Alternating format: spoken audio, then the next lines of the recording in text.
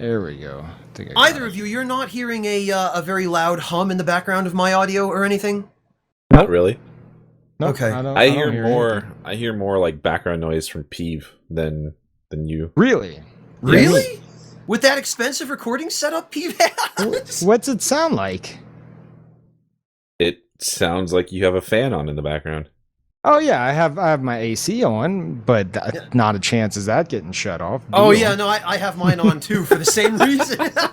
Yeah. But I mean, Not you a know, chance. all of Peeve's fancy software and hardware and recording crap. Dude, it's this is as good as it gets. I will tell you this. I much, just Peeve. turned the mic away a bit, so it's probably a little better. I will tell you this much: your recording stuff is so good that I can hear your air conditioning machine so well.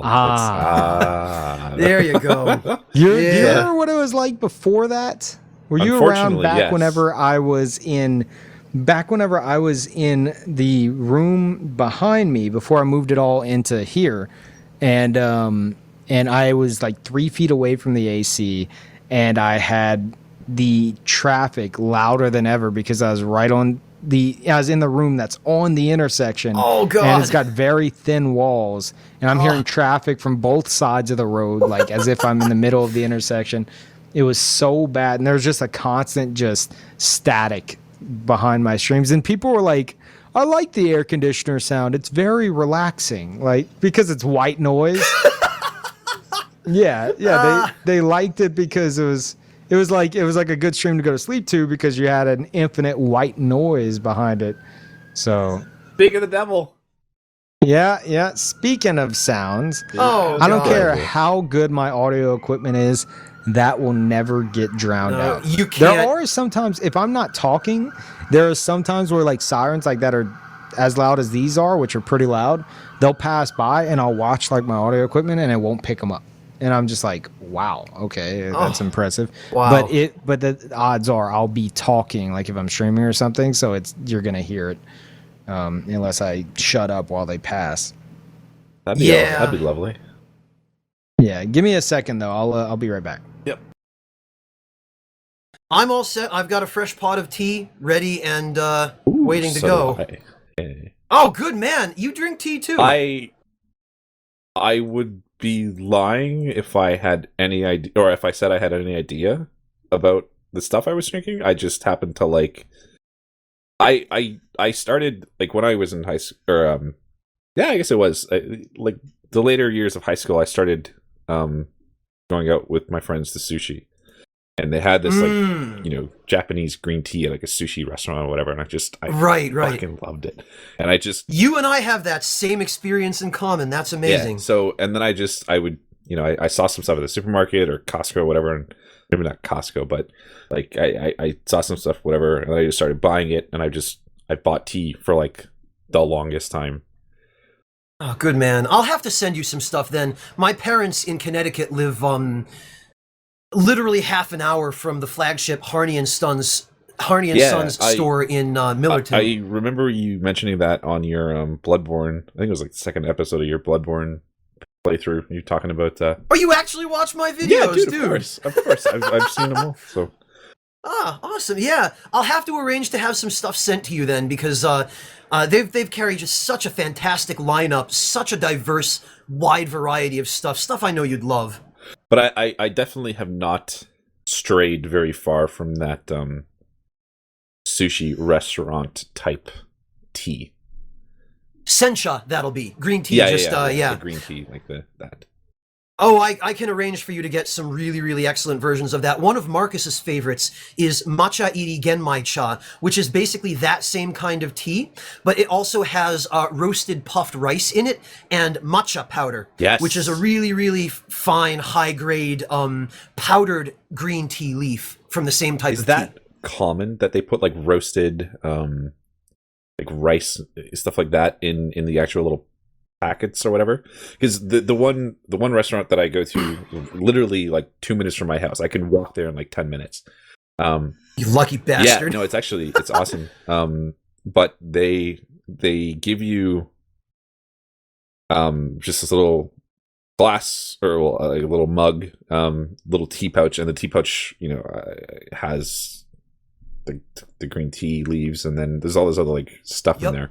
Without, I wasn't aware Yep. that was there. Basically, Yeah, they do. That's well, there are many different types of Japanese tea and many different types of other kinds of tea from around the world. Asia and India are most famous for their tea. Sri Lanka as well. Sri Lanka used to be called Ceylon, and that's why you get all of the brands of teas that are still called Ceylon tea. Because I guess for nostalgia's sake, people still use the name Ceylon to refer to Sri Lanka. But those are the main tea producing regions of the world in general. And in Japan in particular, there are some very unique varieties of tea that have originated in that country specifically. Matcha iri genmai cha is one of those. It was basically a way of allowing people to get some really good quality tea for cheap, because they take a basic, fairly decent quality sencha, which is the ordinary green tea, Sure. and they cut that with matcha, which is generally a very high quality and very expensive product. They'll throw in the puffed rice to add some of that nice roasty, toasty flavor, and then they'll dust all of that stuff in the matcha to add some depth and richness to it. It literally almost makes it creamy. Huh. And so what you get is that same green tea flavor, but stronger and more creamy and richer, and with an additional kind of toastiness from the rice. It's fantastic. It's incredible stuff. Huh. One of the other kinds of teas that I really love personally, a Japanese tea, is called hojicha, which is a type of tea. Brilliant. They may be really backwards in terms of their game development policies, but boy, when it comes to tea, the Japanese really know what they're doing. They somebody at some point got the idea to take the twigs from the tea leaves, just the twigs, like not actually the leaves themselves. Yeah. Because the twigs are considered kind of an undesirable part of the plant. Usually they're just thrown away after the leaves are harvested and plucked and then used for making other types of tea. Somebody decided to gather up all of the twigs, roast them over a fire, and then brew those into tea. And the flavor those produce is incredible. And then that's hojicha. It's me, Peeve Peverson. Welcome back, Peeve Peverson. Yay. How are you holding up, my friend? Not too tired, I hope? No, I did just grab a Starbucks Frappuccino mocha coconut. What the? You went to Starbucks and got back in this amount of... No. One of those... I was gonna say. You have a Starbucks like right next to my front door. Right, no, it's right. it's one of those the little glass bottles. Oh, okay. The bottle. I got the pre-made ones. Okay, I see. Well, it's not Surge, but it works. Is it any good? Mm-hmm. Oh, good. Wow. Glad to hear I'm not that. really a big fan of like coffee flavors and stuff. But this is really good. Well, there's a first time for everything. Those sorts of things are like gateway drugs, Peeve. You try one, you like it. Pretty soon, you'll be drinking Earl Grey along with me. Oh no. I do not drink Earl Grey because it's trash. Wow, rude. I knew you were going to say that. Earl Grey, even with sugar to sweeten it as much as you want, still tastes like bad breath. It's got this aftertaste that just tastes like you're just drinking someone's bad breath. You've not had good Earl Grey, Peeve, but a moot point, because I'm going to send you some stuff that's not Earl Grey that I think you'll really like nonetheless. Oh, okay. Frosty, what do you have? Hold on. Hold on a moment. Okay, let me know if this works. So... Oh God! Yeah, it's a Google image thing. So if you open it up, nope on this, He's it should be Jim, is what it the says. third picture on the second row. Third picture on the second. Oh, okay. Oh, Uji no Sako? Yes, that. Okay, yep. I'm familiar with this brand. This is kind of the mid-grade green tea that you can get at some supermarkets, but usually only ethnic grocery stores. Yeah, so this is the crap that I've been drinking. I see. But I love it. Oh, I love it so much. I scroll down and I see what seem to be like fried cheese sticks, I think. It's not unheard of. They love fried food in Japan, Peeve. Yes, I'm okay with this. I feel like I feel like if Steve could get his chicken cordon bleus or whatever, just mold it into tea form, that's all he would drink. Tea form? Oh god. Well, what was it? Someone posted Disgusting. Someone posted a picture idea. on Twitter. Someone posted a picture on Twitter of Brandon's favorite pizza, and it was like a slice of pizza with smaller slices of pizza on it. No, Brandon's favorite pizza is a pizza. It's a grape syrupy just trash popsicle with a cheese pizza rolled around it. That's his favorite pizza. I asked him about that, actually, because this is not the first time you've speculated this. I asked him if he would actually eat that, and I'm fairly sure I remember him saying he would. Well, yeah, that's what he does. He'll eat a slice of pizza. He'll not even the whole slice. He has on one. It's probably on the same plate, knowing him. He'll have the cheese pizza slices, and then Just on the let side, loose on Brandon. well, on the side he has different flavors of popsicles, and like I'm talking like the most standard generic popsicle ever, where you open the package and you pull it off and there's just that slimy flavor syrup attached to it. That's the kind he eats. Yep, So- I know exactly the popsicles you're talking about. that are like covered in like the heavy syrup. So he has those on the plate as well, and he'll take a few bites of pizza, and then he'll take a bite of one of the popsicles, then a few more bites of pizza, and then a bite of one of the popsicles. And it's like, maybe I could understand eating a bunch of pizza, relax in a moment, and be like, I want a popsicle. But to eat them simultaneously, Have you it witnessed just sounds this? so gross. You know No, what? no. But he showed me like pictures of the popsicles he Oh, eats. It's God. You know like- what? Good for Brandon. Yeah. He truly does not give a fuck. Good for Brandon. No, I guess- love it. Like, He's a man who knows what he likes. And I've said it before, I'll say it again. There was one instance where I was talking to him. I was like, "Oh, what are you eating?" He's like, "Oh, I got my pizza, and my popsicles." And I'm like, "Okay." I'm like, "Okay, cool." And then I hear him like opening a package. I'm like, "What is that?" He's like, "Oh, I got some Reese's cups too." And he's like, "These are good." And I'm like, "Wait. Did you finish your pizza yet?" He's like, "No." I'm like, "Did you finish your popsicles?" He's like, "No." Yeah, I'm like, "So you're eating pizza, a few bites of popsicles, and like a Reese's cup, all mixed in together?" He's like, "Yeah, why not?" Jam And I'm them like, all in your "Oh mouth at the my same time. God, pretty much. And it's technically the same crap, but it's just the thought of it is just Well, yeah, so much quite worse. literally, it is the same. It's all going to the same place, I guess. Maybe. how Yeah, true. is he still Alive? I don't know. Not Like, dead. how alive. is he He's- still walking around? Like, I don't know. No, it's, I do not it's- know. but the next time you guys meet up with him at a Twitch con, he's going to be just in a wheelbarrow, and there'll be like 2 Twitch moderators pushing him. no, he's like the skinniest, tiniest fucking kid. Like, I don't understand the stuff that he eats. He should be like sumo wrestling in Japan. Like, I don't know. Well, I I don't think know. I think he eats them. Oh boy, gonna. I'm gonna push you out of the ring. Oh boy. Just gotta go fast. Oh boy, Jesus. I can't. gonna do it for my wounds. This is what Brandon gets for not being part of the podcast. So this You is know, I I'm okay with this. I like this. I talked to him this morning. It was like, Brandon, are you going to be able to make it? He was like, I might try, but I want to spend some time with my girlfriend. And I was like, you know what? Fair enough. She's only going to be with you for a couple of weeks. You get to see her maybe once a year. Fine. I didn't think I should warn him that this would happen. So, Brandon, if you're listening to this now, I'm sorry. well.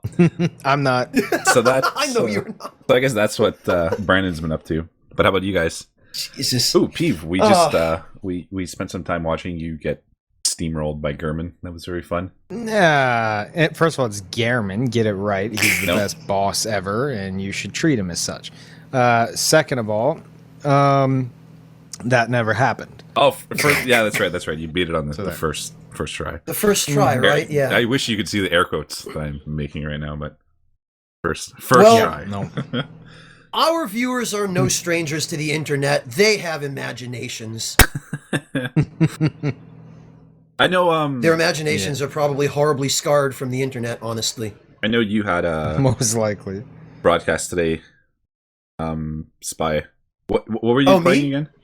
Wait. Dude, Wait. Did you not know? No, you're lying. No, You're well, lying. I didn't. Not on my own channel, Peeve. This is the thing. Like, I joined a couple of my other friends on the Bitterbits channel. We played Final Fantasy VIII for a few hours leading up to now. And I had mentioned this to you before, actually, Peeve, in case you had wanted to join us. But I know that you had a very important date with German. Oh yeah, I didn't. Yeah, I didn't get back to you on that. Sorry. That's okay. Another time. Quite all right. Yeah. But no, that's what I've been doing for most of the evening / early morning. So for anyone who may be listening, our good friend AGermanSpy, as of I believe he said this next week he's going to start streaming on Twitch on his own what? channel. Twitch.tv/AGermanSpy with underscores. Peeve, you're not supposed to tell anybody. _German_spy. Twitch.tv. Peeve, let's be fair about this. In all honesty, if you're going to direct people anywhere, direct them to Twitch, whatever the URL is, /Bitterbits, because that's pretty much where I've been streaming for the entirety of. I've done it for the past couple of weekends, actually. Send the traffic there, because if you send people to my Twitch page, nothing is going to be going on. That's a lie. No, I'm serious. You don't have to play the modest card. You know, we all know next week it's going to be a big grand opening. You know, you're going to get to my Twitch page, and it'll just be a redirect that sends you to Bitterbits. You know what? I'll take it. Baby steps. We need to get Spy just a huge following on his Twitch channel, to where just to prove that a bunch of people want to watch him stream, and then he just won't have a choice. The thing is, Pete, I from my limited experience streaming up to now, I need someone to either manage the chat or play the game. I can't do both. But yeah, that's what mods are for. Yeah. Well, but who am I gonna? Are you gonna mod for me? Sure. Gladly, yes. Really? I would gladly mod for you. Yep. Wow, I'm actually legitimately honored. I'm looking at your channel right now. You have 335 followers and you haven't done anything yet. No, that's because you keep sending people to my Twitch page. Spy's going to get partnered before he even has a recording on his channel. I don't think I could keep up a regular enough schedule to be a partner. They'd hate me. They'd be like, "Who is this guy, Peeve, and why did you recommend him? All he does is talk about tea." You could have some sweet emo. You could have tea emotes. Oh God. Spy tea. Or a spy spy hat. It could be your little hat. You know, in all honesty, Peeve, I have given some thought to the matter lately. I went and read through some of Twitch's literature, but I don't think they'd accept me for partnership, for one thing, and for another, I almost just as soon, like, I feel more comfortable just invading your stream periodically and then doing stuff with my friends on Bitterbits. Yeah, no, that's okay, but you should totally stream yourself See, too. I understand that argument. I understand that argument perfectly well, but like that's terrible. Frosty, just for the sake of a pun. I appreciate it, but it is very bad one. Well, pretty bad. No one will know because it'll get edited out of the podcast. You can't edit it out after you've said that. It's gonna it'd be a good emote, and then it's gonna go to the next subject. You're obligated to leave it in. No, now. what I'm gonna do. People who are watching or listening are gonna know what's already happened. But what I'm gonna do is I'm just gonna have a very obvious cut, where it's just like a side, like a very obvious cut, and that's what we're gonna have. So, well, okay, good. Fair enough, I guess. But yeah, no, that honestly, if you want to encourage me to stream more frequently, Peeve, give Bitterbits a host now and again, because I've pretty much been streaming with them for the past several weekends. Okay, that sounds doable. Cool. That if you're gonna try and blackmail me into streaming, then I'm obligated to show up if you're hosting them. Don't tell Peeve that, though. I don't want him finding out that he can manipulate me like that. Seriously though, you have a ton of people who would enjoy watching, and you enjoy doing it because I see you on my stream, like whenever you're on the mic with me, and you. How long did you the first time you were on my stream? How long? Whenever I was playing Bloodborne, how long did you stay on my stream? It was ridiculous. Wasn't that the day that you went for like 24 hours and then kept on going? One of the days, yes. One of. But I think you stuck around for like 11 hours or something absurd. It was a weekend, yeah. Yeah, well, no, I did. I was there when he first got the make contact. It was the make contact stream. I remember Spy eventually went hollow because I couldn't figure out what the gesture was for, and I was making contact with everything. And so he was like, "Oh my God, Peeve, I need to go to sleep. Just let me tell you." Freaking out. I was Peeve. I don't dispute that I enjoy streaming, but I just enjoy it so much more when I have my friends along. You know, like you, Frosty, you could have, Nick. You could have guests on your stream, and you could do a bunch of stuff with your stream that's sorry, I have kittens tearing up the chair. Those little monsters. Do you hear that? I like hear the popping? Oh, I know it. That's one of them laying into my chair. I know that sound exactly. The sound of little claws pulling on upholstery. I know it well. Yep.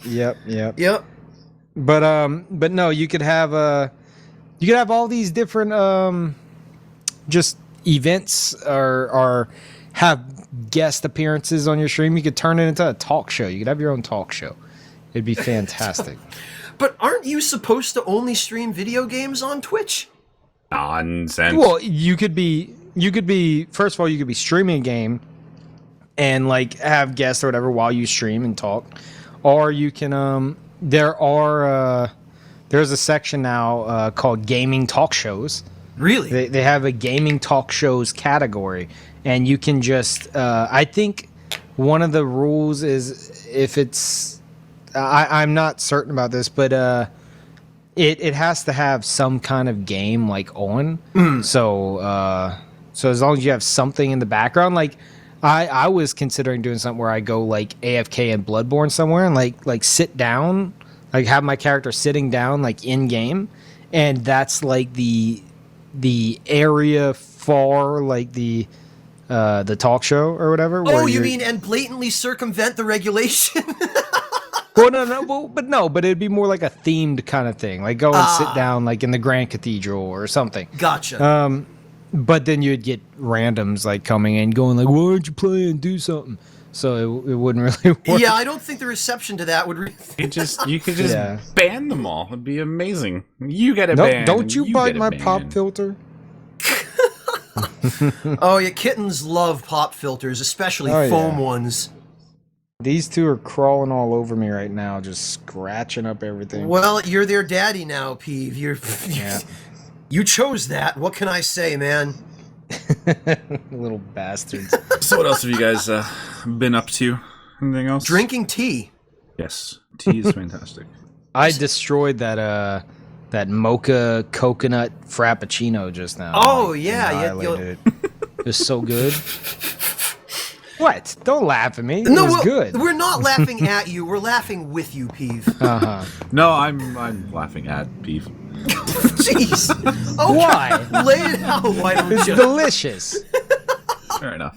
It's delicious. Shut up. So how about that? Yeah, there's this game I think we were discussing, maybe talking about on the podcast. Well, the problem is Pete took so fucking long to kill German. We already talked about the patch and all this other stuff, which is spy. We can rehash it a little bit. Sorry. No, it's Peeve had to settle his scores, Frosty. Give him a break. Fair enough. I did. Although, Peeve, would you like me to ruin something for you? Ruin something for me. Have you ever about Bloodborne? No. Well, have you ever noticed that when Gehrman is in his wheelchair, he's wearing kind of a rumpled, wide-brimmed hat and his Gehrman clothes, and when he stands up, he's wearing a top hat and the Charred Hunter set? Yeah, he changes. Because he's got to get into his hunter fighting uniform. He changes it over the course of a cut from one scene to another. But that's no, it makes sense though because it's a dream, so he can do that. It's a dream. It reminds you it's a dream because he stands up and he's like no matter, and he's in like his hunter gear, and it's reminiscent host of the like nightmare. Yeah, it's reminiscent of like a dream where it's like all of a sudden like you're in a snap, you're like in another area or something else is going on. So it's I like it. I've thought about that before. I've had some weird dreams, but I've never gone from wearing a fedora to a top hat. Gehrman doesn't wear a fedora. Why did I say that? Wow. McGehrman. Well, that's officially canon now. McGehrman. That emote is going to show up within a matter of days of this podcast going up. I think the hideous Mne emote is God. more than enough. Boy, is that hideous. Oh, so are we actually going to bother talking about that game we were going to talk about? Oh, yeah. Suppose we could. Okay, all right. Well, we were, if I remember correctly, and correct me if I'm wrong, because I might not be correct, because being correct isn't always... Point is, we were thinking about discussing the patch changes in 1.04. For starters, wherever it goes, I guess, but maybe that's our springboard. Or maybe we just talk about tea for the next hour. That's okay with me. Either way, it works. But so many new, exciting... awesome things about the new patch, and all I see... I guess I better pull that up then. And all I see on Reddit... Do you have a link? No. Can somebody link me? Yeah, I got it. I know what you're gonna say, Frosty. All you see on Reddit is about how there can now be like level 500 gank squads. Anywhere. Okay, hold on. I linked the article to the Spy a little bit earlier. One of the titles on one of the threads on Reddit is literally... why Bloodborne's 1.04 patch is fundamentally damaging. Like verbatim. Like the new patch has ruined Bloodborne. Oh my god, you can summon people. Because it was perfect before.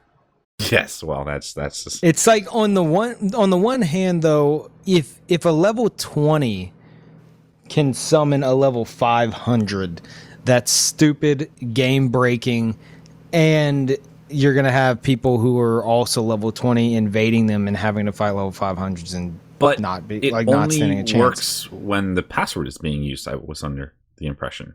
So, okay, yeah.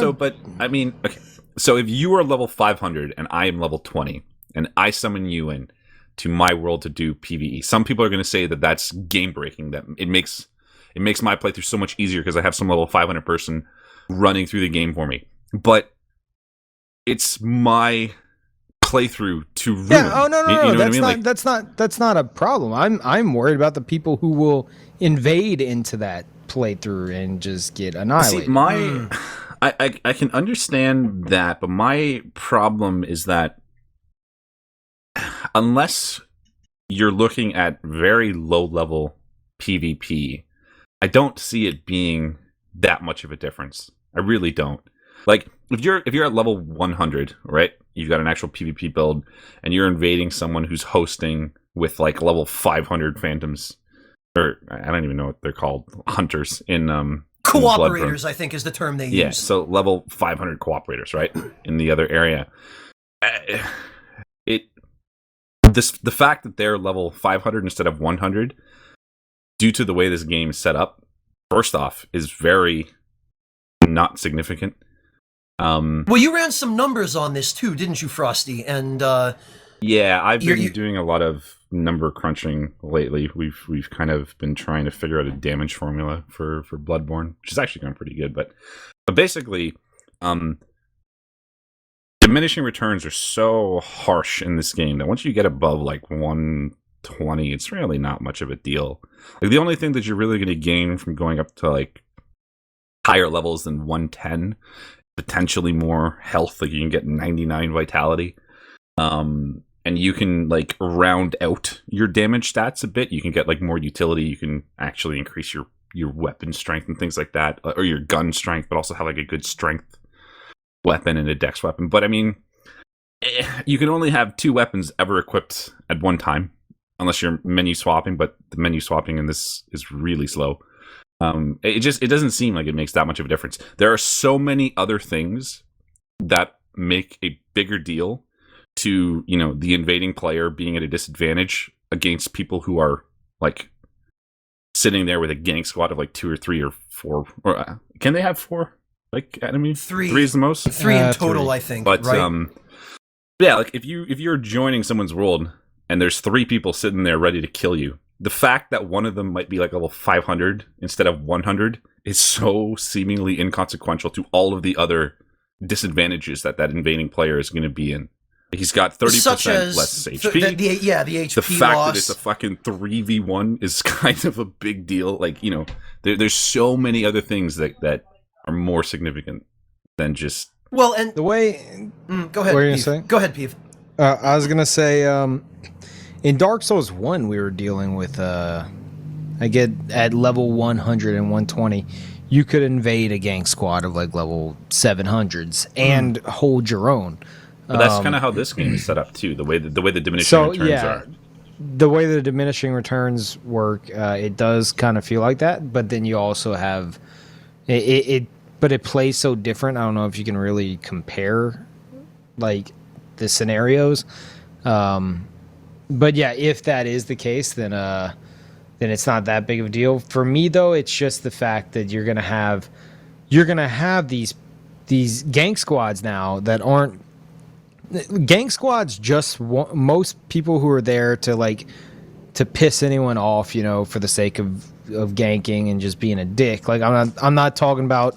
I know there's a lot of people who are like, oh, they're just going through level. Yes, I understand that if they're going through level being the game. Okay, I'm talking about the ones who are sitting there waiting for PvP to jump people, hoping for hate mail, like that kind of scenario. Those people, since they now have this ability, what's keeping them from just saying, screw sticking around whatever the supposed meta is?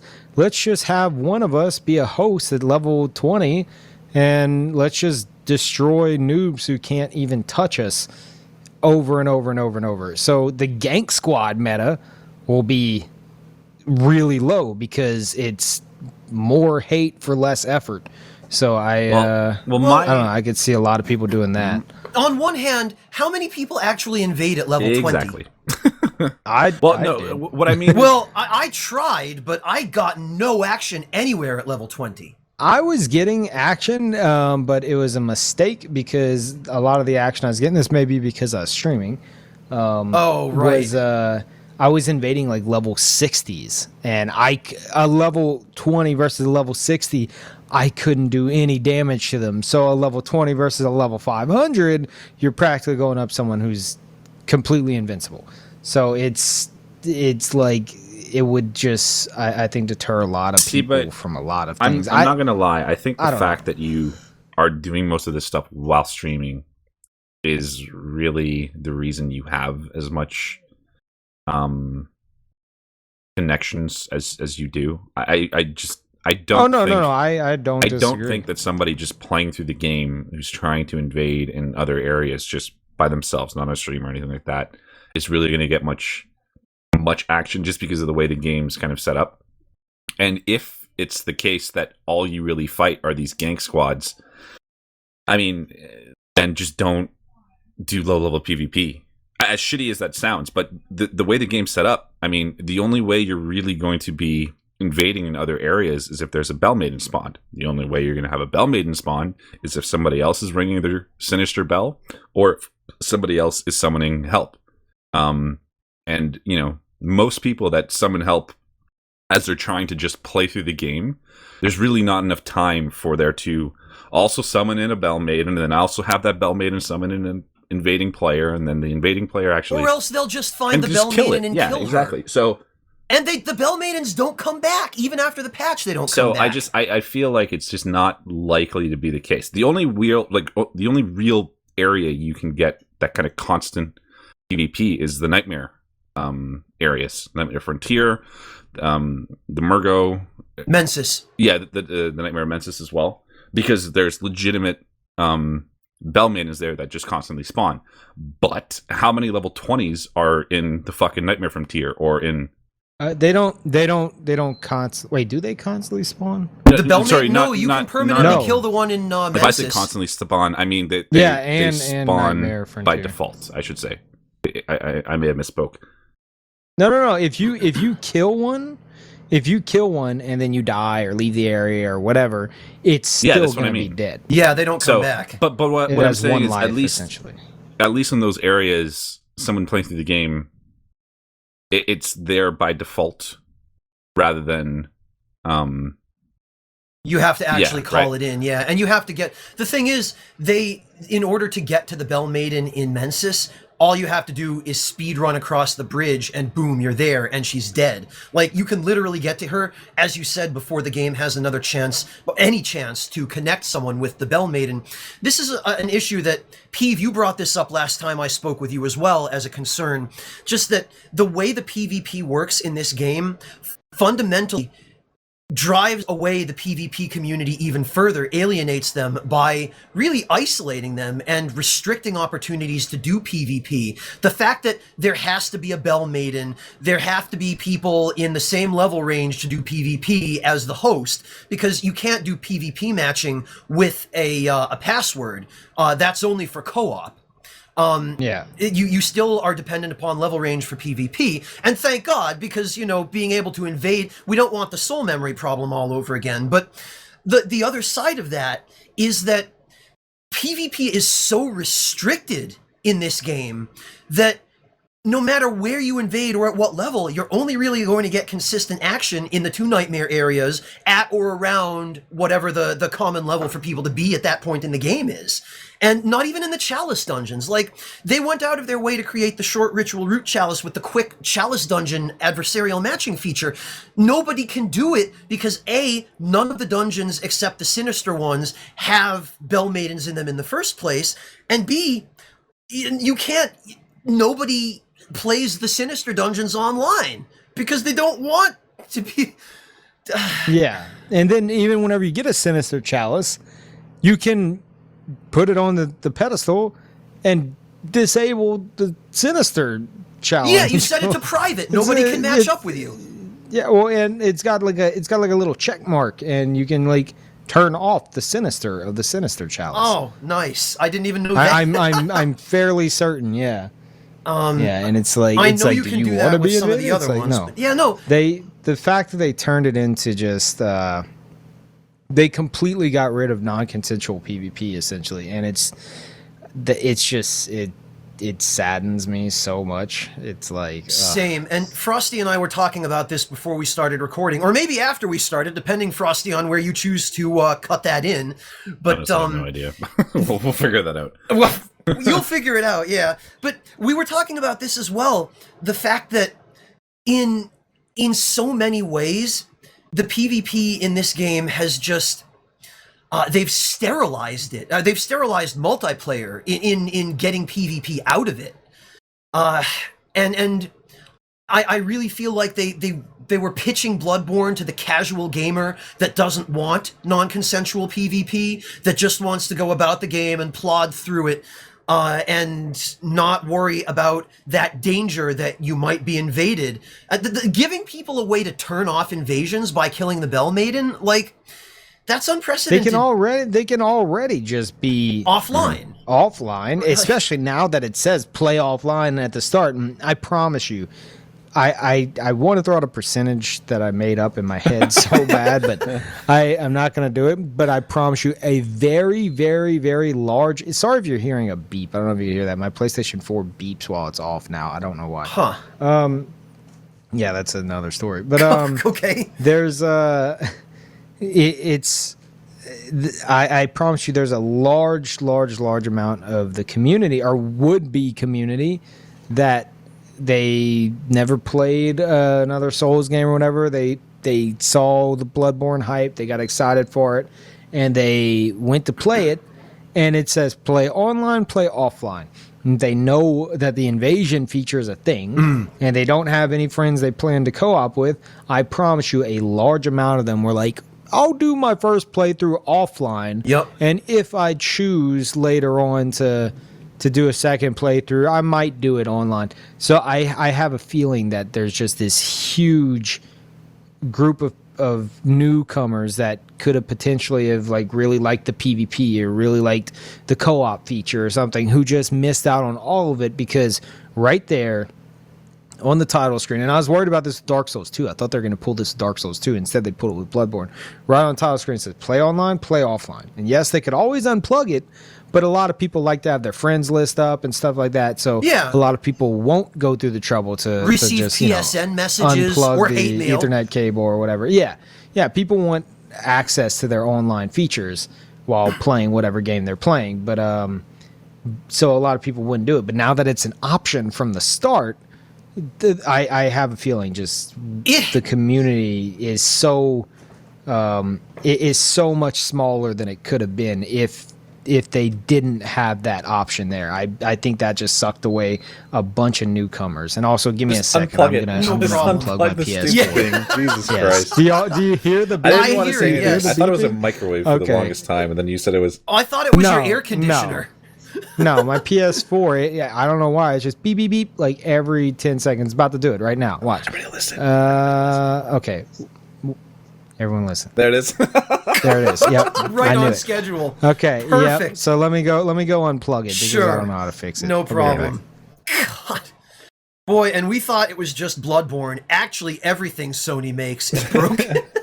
No, I shouldn't say that. They made an SD card a few years ago that was okay. A few years ago, it was this obscure SD card, but that was like kind of okay. But. Actually, I shouldn't even say that because as early as a few years ago, everything Sony was proprietary, and you couldn't actually get it to work with anything that was not made by Sony. That's a fair point. Thanks, Sony. But so I mean, this is kind of an interesting discussion. I mean, we did talk about matching and the matching system a little bit in the previous podcast, but that was with some different people. The one thing that I didn't really talk too much about before was, how is this relatively poor system for matchmaking going to affect the longevity of this game? I feel like that's going to be a huge detriment, because that's one of the points that you and I had discussed before we started recording, and that I want to wait till Peeve gets back, because I think he's going to be able to weigh in on it quite a bit as well, but thoroughly agreed, and it's a perfect lead-in, regarding replay value of the previous games as opposed to Bloodborne. I have quite a lot to say on that, so just tell me to shut up if I'm overstaying my welcome, but I want Peeve back before I really get into it, because, I mean, you and I obviously we know how the other feels on it, but I'm curious as to what he's got to say about it, because I have a feeling. He lives. Hi. We were worried that you had, like, your PlayStation had blown up, or that your kittens had eaten you or something. No. Long story short, one of the kittens insist on pooping in the litter box, but then peeing on anything that is soft, like the mat in the bathroom. Oh. So I have to sit there and, like, the moment he goes near the mat, like, scare him off and then wait for him to actually use the litter box. Gotcha. Little monster. Well, if he's peeing on the bathroom mat, then he's not that different from most human men. Well, it's a nice. I got a really nice bathroom, like a really nice, like, mat for the bathroom. That's like it's like a deep purple. It's like the same color as my logo. It's like that nice purple, and it's like a nice little carpeting, and he's peed on it like 3 times already. Those kittens, man. They are brats. They will look for any opportunity they can find to just piss all over everything, and they know what they're doing. Yeah. Such little trolls. Anyways, welcome back. What we were talking about was I kind of brought up this point of, the way the system for matching in Bloodborne is really not conducive to multiplayer. So how do you think that's going to affect the game's longevity? Well, you and I had talked about this before, but I wanted Peeve's input on it specifically. Like, Peeve, to get this rolling again, one of the main concerns that Frosty and I had come up with before we started was that when I think about how much time I spent playing Demon Souls, and you probably have spent equally large amounts of time playing it. I've got a good 4,000 hours in Demon's Souls at least, and I think you got me beat there, but yeah. Really? A little bit. Yeah, I played Demon's Souls on like I started on my brother's PS3 because I didn't have it, and that account was probably like between 400 and 600 hours. And then whenever I got my PS3 and I could stream it, I put in an extra probably 1,200 hours. Okay. So I'm probably sitting around like 1,500 hours. You know what, though? total. That's fine. The point is... And I'm embarrassed by No, it. don't. Like, the point is, though, Peeve, how much of that time was spent, or rather, how much of the replay value of that 1,500 hours was PvP? Oh, 90%. Oh yeah, we did do quite a bit of Fight Clubs. Actually, for me though, I would say probably 50-50, because what I do whenever I do a playthrough, I stream it, and I just have people invade me as they can and hunt me down. So it's like I will be running through the stage and then boom, invasion. I'm getting invaded constantly. Right. So I would say it's an even like 50-50, because I will rarely sit there and let do me random rephrase the invasions, question because there then. are no random invasions. For Right, me. but I mean, had go ahead, none Frosty. of that multiplayer interaction, would you still be doing those playthroughs in the same way? Wait. Whenever you say in the same way, you mean in the trying same to amount. get PvP? Like, would you have done as many playthroughs or something like that?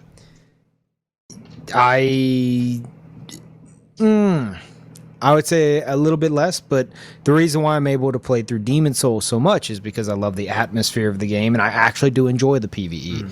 So yeah, I would be still playing it a good bit. Okay, because like what I was going for was, I'm thinking a large part of the replayability of the Souls games, comes down to multiplayer. But for me, anyway, particularly a good probably 2,500 of my 4,000 hours in Demon's Souls were PvP, both in random invasions and arranged. So to me, that was the vast majority of that game's replay value. And I'm totally with you. Like, I love the atmosphere of Demons. I love the PvE of Demons. As broken as it was in some ways, it just never gets old to me. But, that being said, you look at a game like Bloodborne, and this is kind of the comparison that Frosty and I were thinking of earlier. How much replay value do you think you're going to get out of the PvP in Bloodborne, stream sniping or not?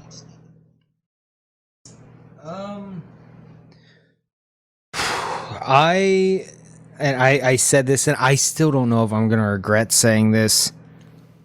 I feel like because of Bloodborne's single player alone, I feel like Bloodborne is my favorite game out of the entire series, if you include in the series, just because I do enjoy the game world, I do enjoy the boss fights, I do enjoy the atmosphere.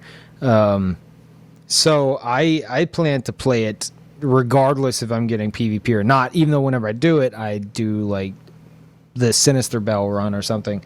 But if PvP wasn't even a thing, then I would still play through it a lot. But as much, I don't know. Well, that's actually the best possible answer that you could have given, because it's an honest one. And I don't see any reason for you to regret that. Like, you gave an answer that I wasn't quite expecting, which in some ways also is good. But Put it this way, though. Compare it to in comparison to Dark Souls 1, if Dark Souls 1's PvP wasn't there or wasn't easily attainable or something, which it sometimes isn't, but I would not have the 3,500 plus hours I do in Dark Souls 1 because because I don't like Dark Souls 1's PvE atmosphere. The game world to me is its invasion areas, because to me Dark Souls 1 is all about the PvP. Anytime I have to do PvE, I'm like a child, like just kicking and screaming through it, because I'll go through it, but it's like I do it like what's the word, begrudgingly. Yes, I don't really care to do it, because and a lot of people will probably want to strangle me for that, but Dark Souls 1's atmosphere and everything, I don't really care for it. It doesn't grab me. But the PvE is fantastic. PvP, That being said, yeah. I did love my PvP. I did love my my like first, second, third playthrough of it, or I should say first, because my first playthrough was like 300 hours, but because I PvP'd like the whole time. But yeah, I did really enjoy like my first playthrough of Dark Souls 1. But as for like repetitive, like more playthroughs, just going through the game, I don't care to do it. Well, So I wouldn't. If it's the same question about Dark Souls 1, no, I would have quit a long time but see, ago. that's what we were going for, is that you have at least a game in the Souls series that you feel that way about. That's really what I was expecting. Yeah. You would say that about Bloodborne. It didn't occur to me that you would say it about Dark Souls 1. But like you empathize with that feeling, right? That if not for the PvP, you would have stopped playing long before you did. Yeah. By far.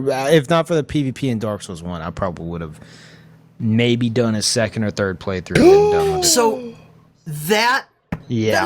that's fine though, because I get it. You know, everybody has different opinions about the Souls games and whichever one was their favorite. Demons is and always will be my favorite, even with Bloodborne. But like, this is the best example that I can give you. And Frosty, I didn't weigh in on this as well. But like, for me, Bloodborne is that. Like, the PvE in Bloodborne, I enjoyed the first time. Like, the best way I can describe it, it's something that I think I remember hearing from a waitress a while ago at a restaurant where I ordered a dessert, and it was one of those desserts that was really expensive and really tiny. And I made a comment about that to the waitress, and she came back with something like, yeah, it's like foreplay. It's over just when it's getting good. And that to me is Bloodborne. It's over just when it's getting good. Like, the PvE in Bloodborne is so short. The main game, it's a great main game, but it lacks content to such an extent, much more so than Demon Souls. I don't care what anyone may say. There are going to be people who are saying, but Spy, Demon Souls was a short game too. Yeah, but Demon Souls didn't lack content for how short it was. Well, No, go I'm ahead. sorry, what? I was going to say, Yeah, first of all, hi, I was Knutaf. waiting. I was Oh, waiting hey, to say welcome. hello. Surprise! We have a You new made guest. it after all. Knutaf jumps in out of Hello. nowhere. Yay! I just got home from dinner, so and I Yes. thought you Glad guys you might could be make on it. still. Ah, yes. Welcome back. Yes, welcome. But I don't think I've ever actually talked to you To before. whom? Oh, me? Well, Spy. nice to meet you. I don't believe we have, but it's a pleasure to make your acquaintance formally. Spy is. Thank you. basically Same to you. the best, so. You know. Oh, no, I'm really not. I'm just some guy. Yeah. So what are we Bloodborne, talking yes, about? we- Bloodborne? talking about like replay or We were going through the patch details, but replayability in terms of like the entire series, I guess, in yeah, comparison. yeah. We were going through the fact that Peeve was just talking about how in Dark Souls 1, he felt like if not for the PvP in that game, he would have stopped playing well before he did. Oh yeah, I would have stopped second and third playthrough. I would have been done Yes, with it. and I was explaining that I feel kind of that way about Bloodborne, except that I did like the PvE in Bloodborne. I like the main game, but it's over just when it really starts getting good. Yeah, Like it's a good way of putting it was it took each of my playthroughs in Demon Souls, Dark Souls 1, and even Dark Souls 2 were around 60 hours for a first playthrough. First playthrough Dark Souls 1 took 300 hours, but that's because 240 of those hours were me PvPing in the Painted World in Anne Orlando. So yeah, I refuse to go to New Game Right, Plus, right. because I didn't want to go through the game Right. again. That's why it took 300 hours, because I didn't want to just drudge through the game again. I don't know if that's Trudge? a word. Drudge. I made it Trudges. up. Yeah. Trudge. Okay. we know what you're saying. Yeah. So yeah. I would say each of those took 60 hours. Bloodborne took me 40 hours. So that I it's think I like, clocked in at like 47. yeah. It's significantly less, but I don't know. I think they relied on the Chalice dungeons to do a lot of the extra. They did. That's the content. unfortunate thing. Like the probably true. Chalice dungeons and New Game Plus. But see, the way that you felt about New Game Plus in Dark Souls 1 is exactly the way I feel about it in Bloodborne. And You know, I don't really have an argument against the fact that New Game Plus in every Souls game, other than maybe Dark Souls 2, believe it or not. I never, thought I'd say this, but in most of the other Souls games, the New Game Plus is basically inflated stats of enemies. However, in the previous games, they are not inflated to anywhere near so egregious a degree as they are in Bloodborne. Bloodborne's New Game Plus 1 is equivalent to probably New Game Plus 2 or 3 of any of the other Souls games, for starters. For another thing, again, the game is just so... when I played through Bloodborne in retail the first time, I felt like I had seen everything the game had to show. Now, granted, I am somewhat biased on this because I knew even before the game was released in retail what a large part of what it contained, but even still, I went out of my way to get the full retail experience. I completed all the quests because I knew how from having worked on the guide. I went out of my way to do everything as I would have had I just bought it for the first time in retail. And even still, I walked away from it feeling like, it was a great playthrough. I had a lot of fun, but I have no reason to do New Game Plus, especially when I found out how inflated the enemy stats were in New Game Plus. I found out later that New Game Plus, their way of incentivizing you to do that was that it's the only way other than the 3 Chalice dungeons to get more blood rocks before patch 1.04. Yeah. And then even after the patch, it's still the only way unless you want to farm floor 3 or floor 4 bosses in the Chalice dungeons. Yeah, I really don't mind. I don't know. I really like Bloodborne's story. I like Bloodborne's atmosphere, and I like a lot of the bosses, especially Gehrman. Gehrman to me is the end-all, be-all boss of the Souls series, and I don't think I'm ever gonna regret. You saying love him that. so much, you just couldn't stop fighting him. Before I regret saying that. Yeah, exactly. I love fighting, especially without I was doing the Beast Claw build, yes. No gun or anything, gunless Beast Claw build. That it just makes it that much more intense. I love the Gehrman fight so much. That's what makes me so sad about Bloodborne, Peeve, is that Bloodborne, the main game, all of the content within the main game, that alone, for the most part, brilliant. The level design, some of the best we've ever seen from FromSoft, with all of the, the shortcuts and the layouts. The art direction, beautiful. I don't think they could have nailed it much harder than they did with the art direction. The boss design and enemy design, for the most part, really great. Of course, there were some elements of certain bosses that, with the Bloodletting Beast and Dark Beast Parl, the camera becomes severely problematic, and I do have some pretty severe complaints about that, but those are fairly minor compared to the fact that, overall, the design of the main game, pretty damn solid. It's a couple of the systems and then the content outside of the main game that really bothers me, especially in that, you just said it yourself, Peeve, but the game right now relies so heavily on the Chalice dungeons, which are just repetitive and grindy. It relies on those and on New Game Plus for replayability, and I don't think they really do it justice. How do the rest of you feel? It's time for me to shut up. What do you guys think? I've asked this question before, but how much of that is a symptom of the fact that this is game 4, game 3 in No, we're not I counting lied. Dark Souls 2 then, I take lied, it. sorry. It is game 4. Jesus Christ. But this is what I mean. There's so many... No. yeah, exactly. Dark Souls 2 doesn't exist. Dark Souls 2 doesn't count. We'll go with 3. It's game 4 in the series, and, when is it time to take a chance and innovate? I mean, whether or not you hit the mark is a different question. I mean, people are going to have varying opinions on that. But, I mean, do you think that they had to do something different? It's just that's kind of how. I think that's what. Yeah, they felt. I mean, I can understand. I think that, they wanted to at least from my perspective. But well, when you say innovate, though, they did genuinely innovate in some ways. The regain system, by Soul series criteria, the regain system was an innovation. It's not a new idea, but it's a new idea in the context of Souls. Sure, and it's a big deal in terms of how you actually play. I mean, first off, the game is faster. You have a more aggressive playstyle that fundamentally changes how people approach their characters.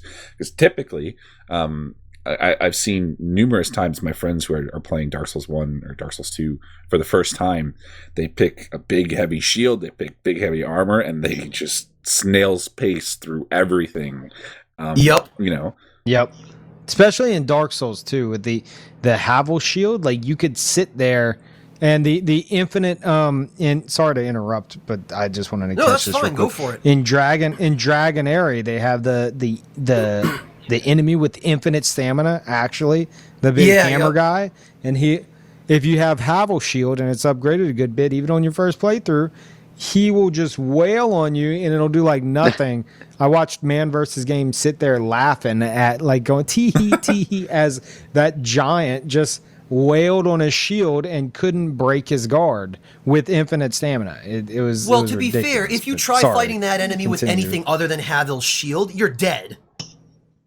Yeah, but I'm just saying you could easily just like snail's Well, no, you face through the could. game like Well, I Frosty think said. that's what Miyazaki wanted to discourage in Bloodborne for that precise reason. That you could just hide behind a shield for the whole damn game and casual your way through. People call katanas the casual loadout. I think it's shields, honestly. Yeah. Well, I mean, point being, it's just that that was obviously something that was intended to innovate how these games are played. It's a relatively minor change in the greater design of the game, I suppose. It's one little mechanic, but it fundamentally changes how a lot of people approach the game and approach their characters. It's just whether or not, how much pressure do they feel? First off, it's a new IP. It's not a Souls game, like, quote, technically. Well, it's I mean, not. but I understand. It is, that though. it is, but I mean, if you're looking... If you're looking kind of, I suppose, from their perspective, they're specifically trying to separate it from the previous games. So, I mean, I guess that they had this idea of innovation in mind. So, I can kind of understand the emphasis on the Chalice dungeons for a lot of things, despite a lot of people not necessarily liking the Chalice dungeons. But just, we had to do something new. It's a new game. This is number 4 in the series, if you want to, put it in that continuum. And they may have missed the mark on something. But I think the only thing they missed is a variety in weapons. Well, I'm not even sure that was their motivation for. Or builds. There's a lot that's tied into that, Knutaf, definitely. The thing is, I feel like from what I've seen and the impressions I've gotten from having worked to some extent with them, the sense that I got, and I could be wrong on this, but the sense that I walked away with is that, yes, it's a new IP, but they knew full well from the very beginning that what people were expecting was Demon's Souls 2. They knew that. And the game was kind of designed around not just innovating, but also being very familiar to people who had liked Demon's Souls. And I think that they had this really weird dichotomy of opposing goals on their hands, where on the one hand, they wanted to appeal to a wider audience. They've come out and said that publicly. That's a known fact. But on the other hand, they wanted to appeal to the fans of old school Souls games, particularly Demons, which was the last Souls IP on which Sony and FromSoft worked together. So in some ways, they were kind of screwed out of the gate. Like, how do you fulfill both of those goals at once? That's actually kind of amusing. So, but Knutaf, as to your point about the diversity of builds, absolutely dead on. You're totally right about that. Weapon diversity, build diversity, really, really hurt the game, the lack thereof. And hopefully that's something that they will address in the upcoming expansion. I do not know, but my personal sense on the matter, I suspect, given that to me the game feels like it shipped in a very, very incomplete state, just given the lack of optimization from the start, that stuff is stuff that you would have done well before the game hit retail if you had had the time. I really think that this supposed expansion, I would not be the least bit surprised if it turns out to be stuff that maybe was planned from the very beginning that they just didn't have the time or the resources to make happen in retail release. Like an actual Covenant system, Well, among maybe? other things, yes, or... I would love if they would do that, but I don't see... If they do that, then they're admitting their mistake, and I don't see them doing that. Are they Japanese too developer. proud to do that? I don't know whether that's necessarily true. As far as it is right now, it's the Covenant system is like the most lacking thing in the world. It might as well not even exist. Yeah. And two of the bonus effects from the Covenant runes are trash. As far as the like exactly. the only and one as worth far using is as the Hunter's the one. as far as the general public is concerned, this is how they are intended to work. Unless you really think about it and go, they might as well not even Right. exist. So for them to add like a whole Covenant system in the quote unquote expansion, it would be amazing. I would absolutely love it. I would probably cry tears of joy. I'd be right there with you with my handkerchief, Peeve. But I don't. I don't see them doing it though, because if they do it, then that's like them saying, "Oh, sorry, we didn't have it there from the start." So I get don't the feeling that it was more that that's their design, like the Covenants at least. I feel like Well- that's what they designed. Maybe there were other elements that they didn't have time to add in, but it's more like factions Covenants this time around. I think Hunter that's probably what they're of going for. hunters, and you don't even hunt Well, you any can't. hunters. There's a Like, 5% chance. There's nothing like, to it. Knutaf, I think you're right that they intended them to be minimalist. I don't think they intended them to be so superficial that they have no substance. Like, There's no purpose to him except the Vile Blood Register, which is already screwed in an beyond ironic repair. way, though, Peeve, the Vile Blood Register does serve its intended purpose because it's basically the register of all the cheaters. It's like the Book of the Guilty. That's a bit twisted. It is. But like Knutaf, there's Are you very familiar with Japanese culture? I mean, a little bit. You know how they have this whole thing about saving face? Yeah. That's kind of what it boils down to, is that in Japan, if you make a mistake, and this isn't just in video game development, it's in business and corporate practice and pretty nearly any other aspect of interaction with somebody.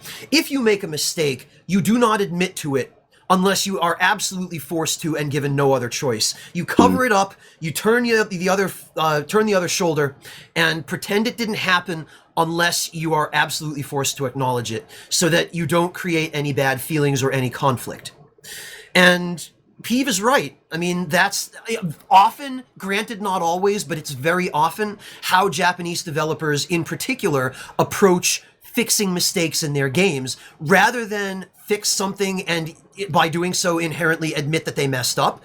They will ignore it forever, which is what happened with the durability bug in Dark Souls 2. That's what happens. That's what they've done chronically, I'd say. Mm-hmm. Like even Dark Souls 1, balance problems not addressed for sometimes a long time. Yeah. Ages and ages. Yeah, but they still get addressed. This is the Covenant system isn't necessarily a balance issue, or that's why I don't think it'll get addressed, because it's a full mechanic. So I don't see them adjusting. It's actually it can be related, I guess, in that regard to soul memory, which they did admit their mistake on that with the introduction of the what the hell is the it? agape Stupid ring, yeah. But then that is the that was agape just ring, a which is Band-Aid it doesn't Band-Aid on a gun. Exactly. Yeah, we were all going for the same Exactly. thing. but it is them essentially admitting their mistake, or at least at the very least a nod towards the community's outcry. So this is going to be odd I don't coming from know. me, but I still hold the position that soul memory is not necessarily the issue of Dark Souls 2. I mean, soul memory is problematic because it compounds a lot of the issues of Dark Souls 2. But if you had put soul memory into Dark Souls 1, it would have been fine. If you had put level restriction matching into Dark Souls 2, it probably would have been fine. So the biggest issue of Dark Souls 2 in regards to soul memory is it's the lack of solid diminishing returns, I the guess. disparity between that's true. character power resulting from a disparity in level is huge. So when you remove restrictions based on level, you're going to have some really wildly varying character potential or strength, I should say. Whereas Dark Souls 1... So what? So you're saying that if there were stricter diminishing returns in Dark Souls 2, for example, and if there were a smaller, narrower disparity in strength based on level, so that if a character at soul level 100 had capabilities much closer to a character at soul level 300, soul memory would not have been as much a problem? Let me answer that with an example or a question. If you are playing in Dark Souls 1 and you have a less level 120 like optimized PvP build, and you invade somebody in the forest or even in the township or the burg or something, and you fight them and you kill them, and it turns out they were soul level like 300. Which I've had happen. How often do you notice that before you kill them? I think you notice it. Yeah, you notice it subtly. Yes, you don't. It's not like the biggest thing, though. It's not a big deal. Like you might get a you can little overcome bit it of a with hint. skill easily. Yeah, but it's not as significant as, for instance, being level 100 in Dark Souls 2 and fighting somebody who's 500 with fully upgraded Hallows armor. Your survivability is just like on the the floor. So it is a huge difference. You can't do anything. So the way Dark Souls 2 is set up, you can be level 100 if you choose to restrict yourself to a specific level. You can have like 12 million soul memory, and the people that you typically fight are in that like 400, 500, 300, 600, whatever range. And yes, it's much more problematic in that way. Like soul memory is good because the purpose of the function, the purpose of the system is going to let you have a much larger potential pool of players to match with, right? It just is going to do that. But it has the inherent problem that the disparity in power of those players makes it so that the majority of those matchups are objectively unfair. How many of you, probably all of you, on a low-level build have backstabbed a soul level 500 guy in full Havels in Dark Souls 2? The backstab, like 12 damage.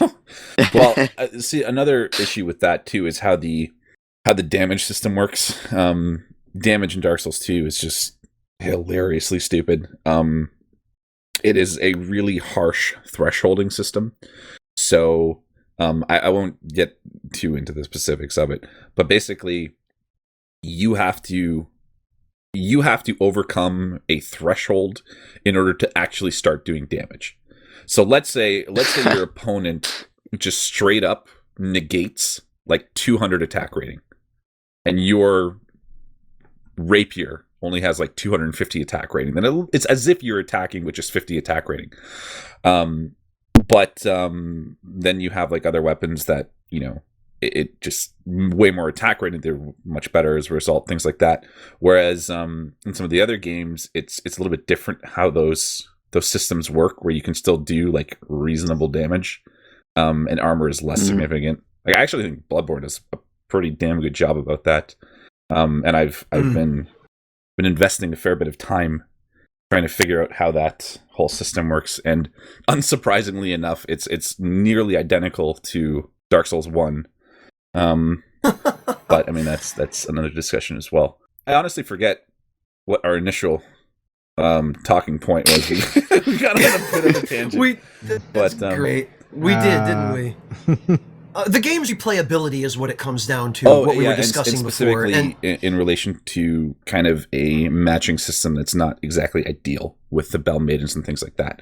So it's far from ideal with the Bell Maidens, I would say, in that, like, literally, it prevents so much PvP that you might as well not do PvP even at optimal levels for PvP. Like the only places you can get it are the Nightmare Frontier, which is where people have to go to get it on purpose, or the Nightmare of Mensis, where most people are just trying to get through the area, and you'll invade someone, they'll immediately kill their Bell Maiden, or they'll just die and you won't even get to fight them. Like, yeah, and people do try and arrange PvP in Mensis as well, but that's what I think they really drove the PvP community to in Bloodborne. In the previous games, PvP was non-consensual, so you could enjoy it more off the cuff and in a more candid way. Whereas in Bloodborne, it's clear to me that a very intentional element of the game's design is to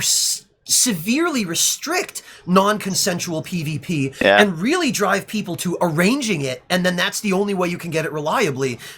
It wouldn't be so bad if they couldn't kill the Bell Maiden, because it essentially works, and I've explained this before, it essentially works the same way Dark Souls 1 does, because Dark Souls 1, in order to be invaded, you have to be human. That's you can true. go through the whole game without being invaded, if you want to. But you go human, which is think of the Bell Maidens as humanity. You go human, it activates multiplayer. So whenever you activate multiplayer in Bloodborne, it activates a Bell Maiden. It's essentially the same thing. The only difference here is you had things like kindling bonfires, which some people would do. You have to be human to do that. You would also have it to where whenever someone would summon somebody in, you can't just, if you want to summon someone for the boss, you have to do it from the last bonfire that you're at. You have to. That's like the earliest point you can do it. You have to be human to get to. What I'm trying to say is, if you want to get to like the boss and summon people with the boss fog, say you want to pick up a sign in the boss fog, you have to reverse hollow at right, the and then bonfire. walk to the boss That's fog. what I meant to say. And walk to the boss fog. While in Bloodborne, not only can you summon somebody right by the Bell Maiden spawn, watch the Bell Maiden spawn, I've done that before, and then kill her instantly. I swear, I've done it before where I initiated either the Sinister Bell or someone, I forgot which it was, probably Sinister Bell. And I initiated it. I counted 3 seconds. I started up a charge attack, and by the time it released, the Bell Maiden spawned, and I hit her with it, and I into a backstab and killed her. That's how predictable it is. So you can do that and summon somebody and not have to worry about PvP at all, or you can just go to the boss fog and summon somebody from the boss fog. Do you think that's what people do though? Like that. Do you think that's like people yeah. are avoiding? I'm sure a PvP, lot of people like using that. Oh, they a lot. You Yeah, see it people- in streams of Bloodborne. Oh, really? Knutaf. Like Yeah. if you watch other Yeah. people doing PvE runs on streams, they'll more often than not they'll go straight to the boss. Sometimes they'll go to the and then sometimes they'll go to the boss offline. And that Oh was my in god! previous. Are people really going to those lengths to avoid PvP? I didn't my even God. In consider previous that. Souls games, you could be human and then walk to the boss offline, and then turn. And people did that, you know. That's, okay, I didn't but know that's- people went to that much But you trouble. had to at least like unplug your Ethernet cable, plug it back in. A lot of people didn't Or go just through the quit trouble out with of- that. I've actually never even or considered log out that. of PSN because that way you were. Well, on PSN. Yeah. You could, well, I guess you could do it too on Xbox. But yeah, that is true. But in Bloodborne, it's like you don't even have to worry about that. It's not a problem, except for the nightmare areas, in which case, find out where the Bell Maiden is, and you don't have to worry Well, but about it. that's just the again. thing. Like even in the nightmare areas, you just play offline, and the Bell Maiden can't.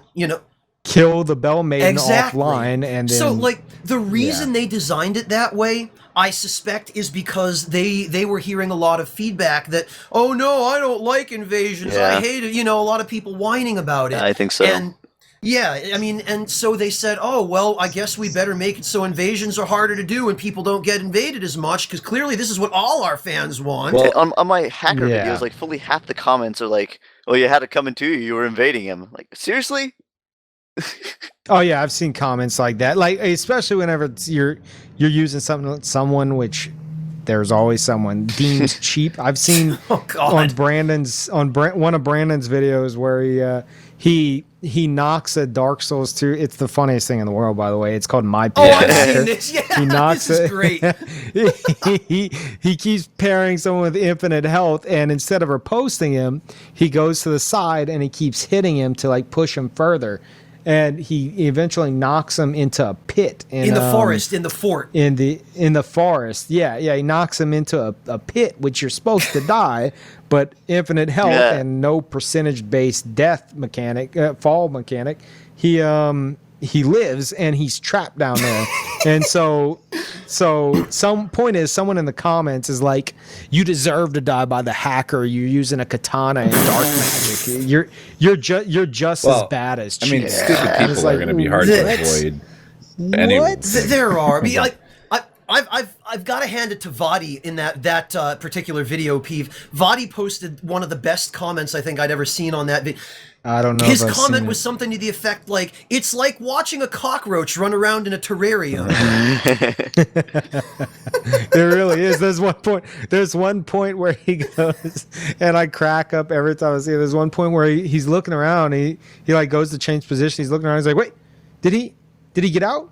Where is he? Did he get out? And then he goes and nope, there he is. And he's like in a corner. So it's like, yeah, so it's like a cockroach, or I like to think of it more like a I don't know, like a gerbil, like hiding in his cage. He's like, where is he? I don't see. Buried there under he the is wood chips in the corner. Yeah. Yeah, Hackers are gerbils. underneath the Like wood the chip. best part is you just know that the guy who was hacking was fuming in real life, like throwing his Oh yeah, he was that someone had pissed. gotten the better of him even though he was hacking, and he was just like tearing his hair out.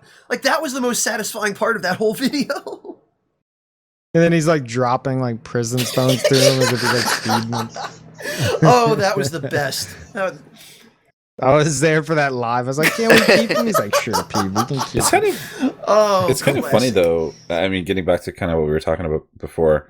Yeah, well, sidetracks is fun though. no, but I was going to say that it's kind of funny though that looking at some of these other systems of the other games, it's really illuminating in terms of how how well Demon Souls did this whole risk reward or incentive for being eligible for invasion or not, right?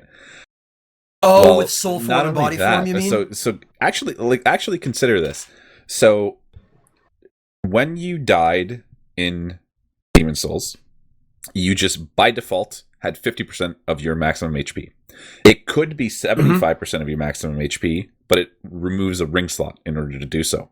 And you only had Correct. 2 ring slots in that game. Now, there is a bit of a benefit for being in soul form. You do more damage, 20% more damage, so that's a little bit helpful. But also take yeah. more. Wait. You mean with like No, the by defense default. ring, right? When in you are in soul soul form, form, by like- default, you just do more damage. What? Yes. Really? Is that It's a a world tendency thing? It is no, because you are in it's soul not form, world you just do more tendency or damage. character. Somehow What I never happens- even knew that. Oh my god. No, it's I had no idea. It's hard to notice. It's a 10% ish difference. I thought it was about 20. But try it. But like maybe I'm wrong. I thought 20? it was significant. No, yeah, I it's- thought it was it's- significant. it's significant, but it's like 10 or 15 at most. But it's significant in that if you test it, if you hit a Dregling in 1-1 in soul form and then come back, or just use an ephemeral eye stone and hit that same Dregling in body form, you will notice the difference in right damage, away. But Yeah, the idea is body form, you take less damage, you have slightly higher defense. Soul form, you have slightly higher attack, but your defense is penalized. They swap. so there's that system. Huh. So you have this incentive to have more health. You have to be alive rather. But also, after you kill a boss, the game forces you human again. Now consider what happens after you beat a boss. Maybe you go back to the Nexus, you do whatever you got to do, and then you go to the next area. Now you are guaranteed to be inhuman unless you kill yourself in the Nexus, but that's something people kind of started to do afterwards when you are started to understand the game a little bit better. But now you're in a new area, you're alive. If you're just getting into a new area, you're probably going to go about things kind of slowly, be cautious in certain areas, and that's going to give time for people to connect to you. Like the whole system works really, really well in terms of promoting an active community, in terms of matchmaking and multiplayer and things like that. And I don't. It's kind of funny, like how much of that is just kind of,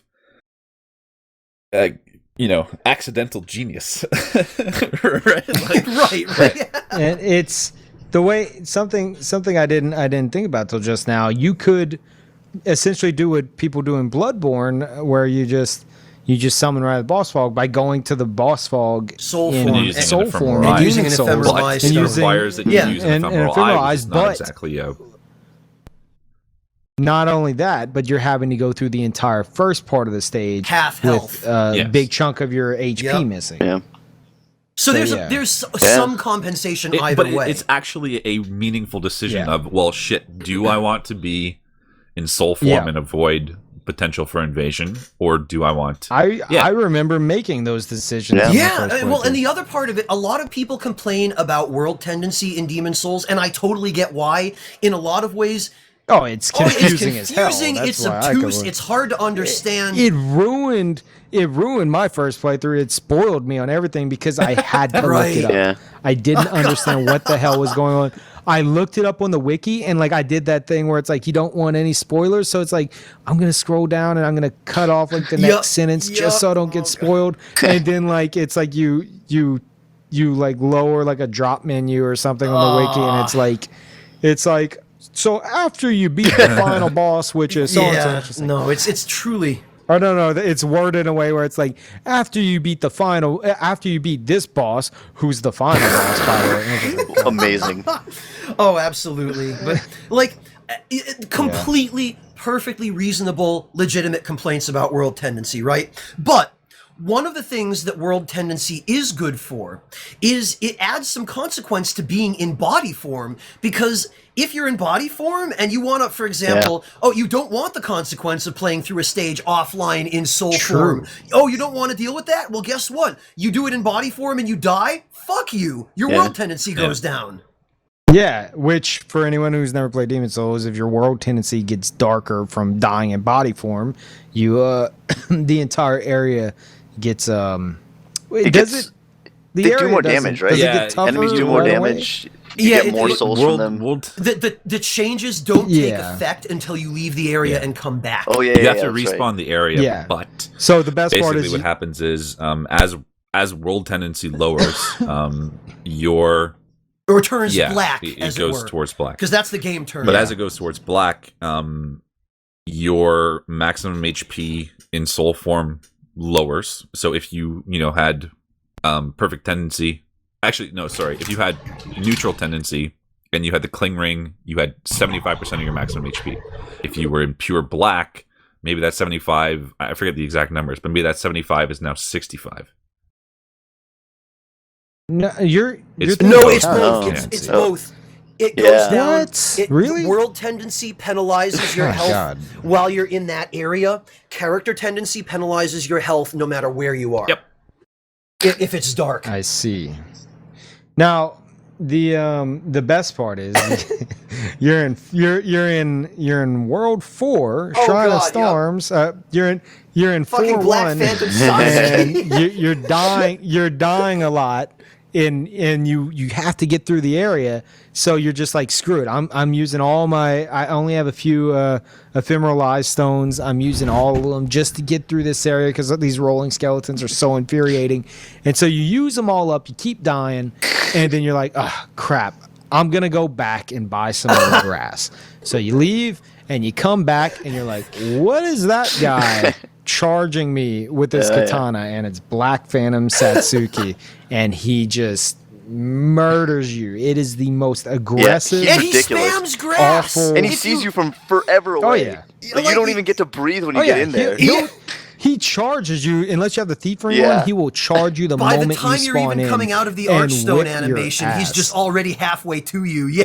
Oh yeah, he's already on you. And if you go too far ahead, you will also have a skeleton rolling at you. So you have to fight him in the first like 5 feet of the area, and he's healing and whipping your And ass, one-shotting you. and it's just. Because you're also in pure black. I wonder how many people Black Phantom Satsuki has caused the rage quit Demon Souls. Quite, well, Probably a don't good you bit. remember reading the forums like ages and ages ago on GameFAQs when Demon Souls was new and people were raging about him?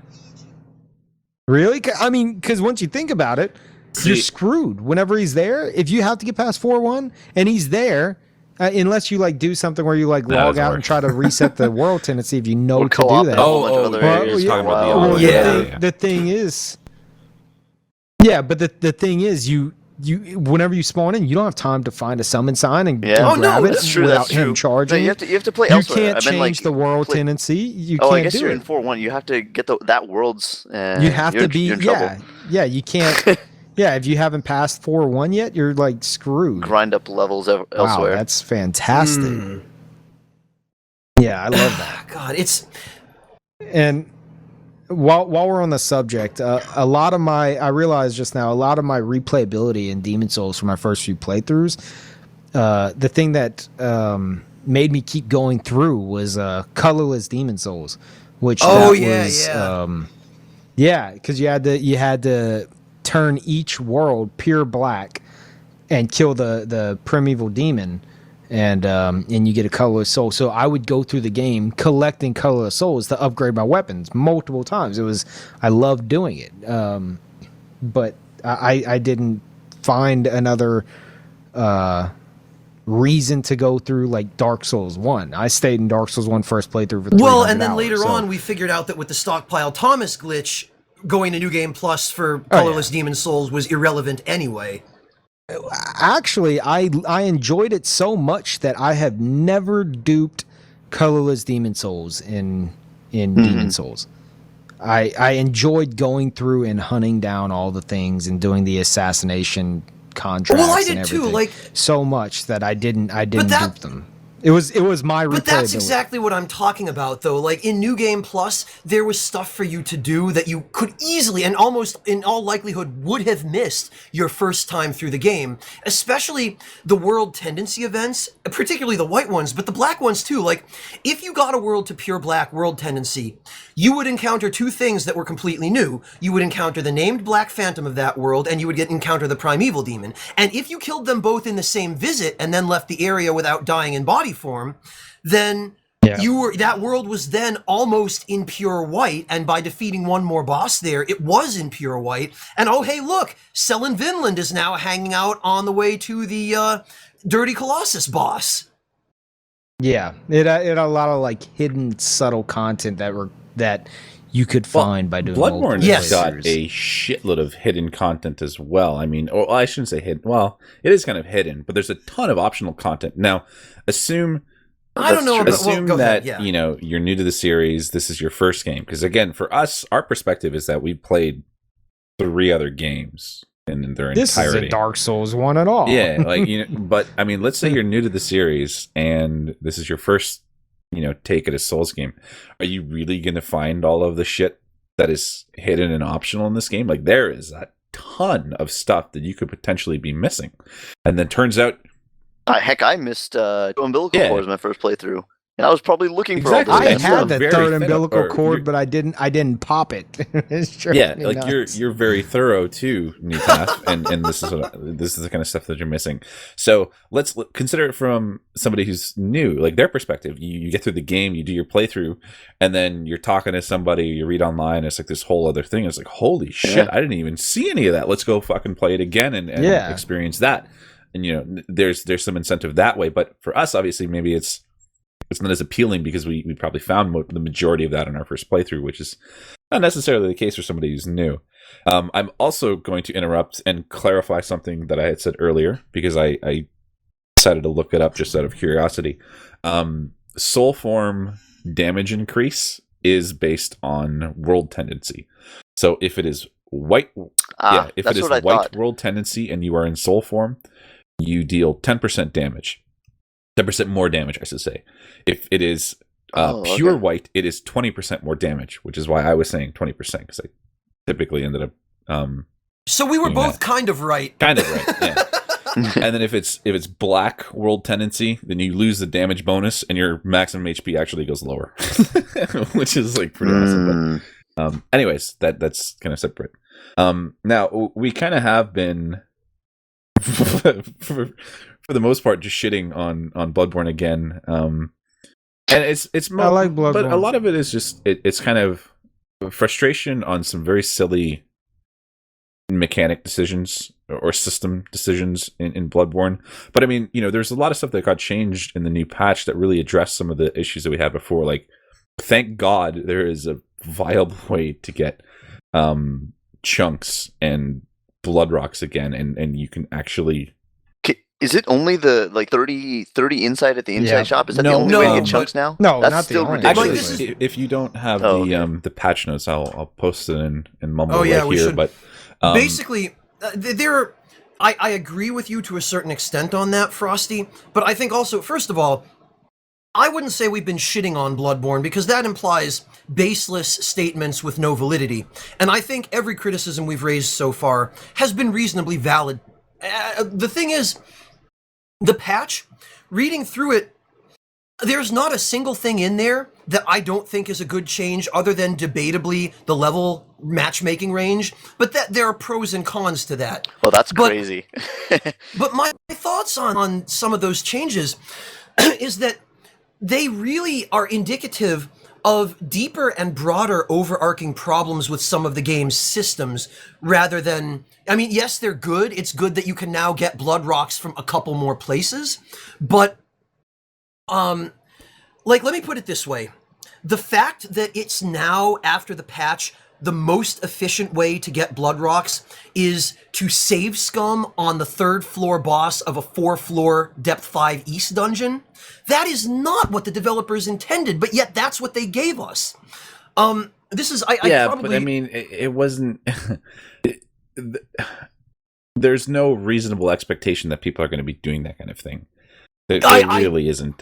You say that, but that because it's the easiest thing now to do, people are going to be doing it. That's the thing. Like, do you think? See, but the problem with that argument is like just calling it the easiest thing to do and being something that obnoxious and out of the game's like out of the reasonable way you would expect people to be playing the game. I mean, you could make the argument then, well, in Dark Souls 1, it's easier to cheat engine a lot of things, and no, completely. I get what you're saying, but here's my thing. Like, I understand, but I feel like we're comparing apples and oranges, or at least a different species of apple. Like I think the deal with blood rocks is, do you really think that if people have the option of attempting to get a blood rock once every 3 or 4 minutes, that they're going to pass that up and instead grind their way through the entire dungeon over and over again to get to that floor 3 boss? Well, see, my thing is blood rocks are a little bit of an anomaly because, one,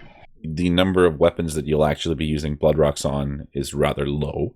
Depends, two, especially if it's not a build. I think if it's not a build that's going to level question mark, and it's a set build, a lot of people are going to just have like their main weapons, so they're only going to need like 3 blood rocks, 2 weapons, and a gun. You get a guaranteed blood rock from that's still but quite here's a the thing. few. So you get a guaranteed blood rock from the actual story. You've also got 3 potential blood rocks you can get as guaranteed chest drops, or not chest drops, but chest treasures from the different Chalice areas. So that's 4 already.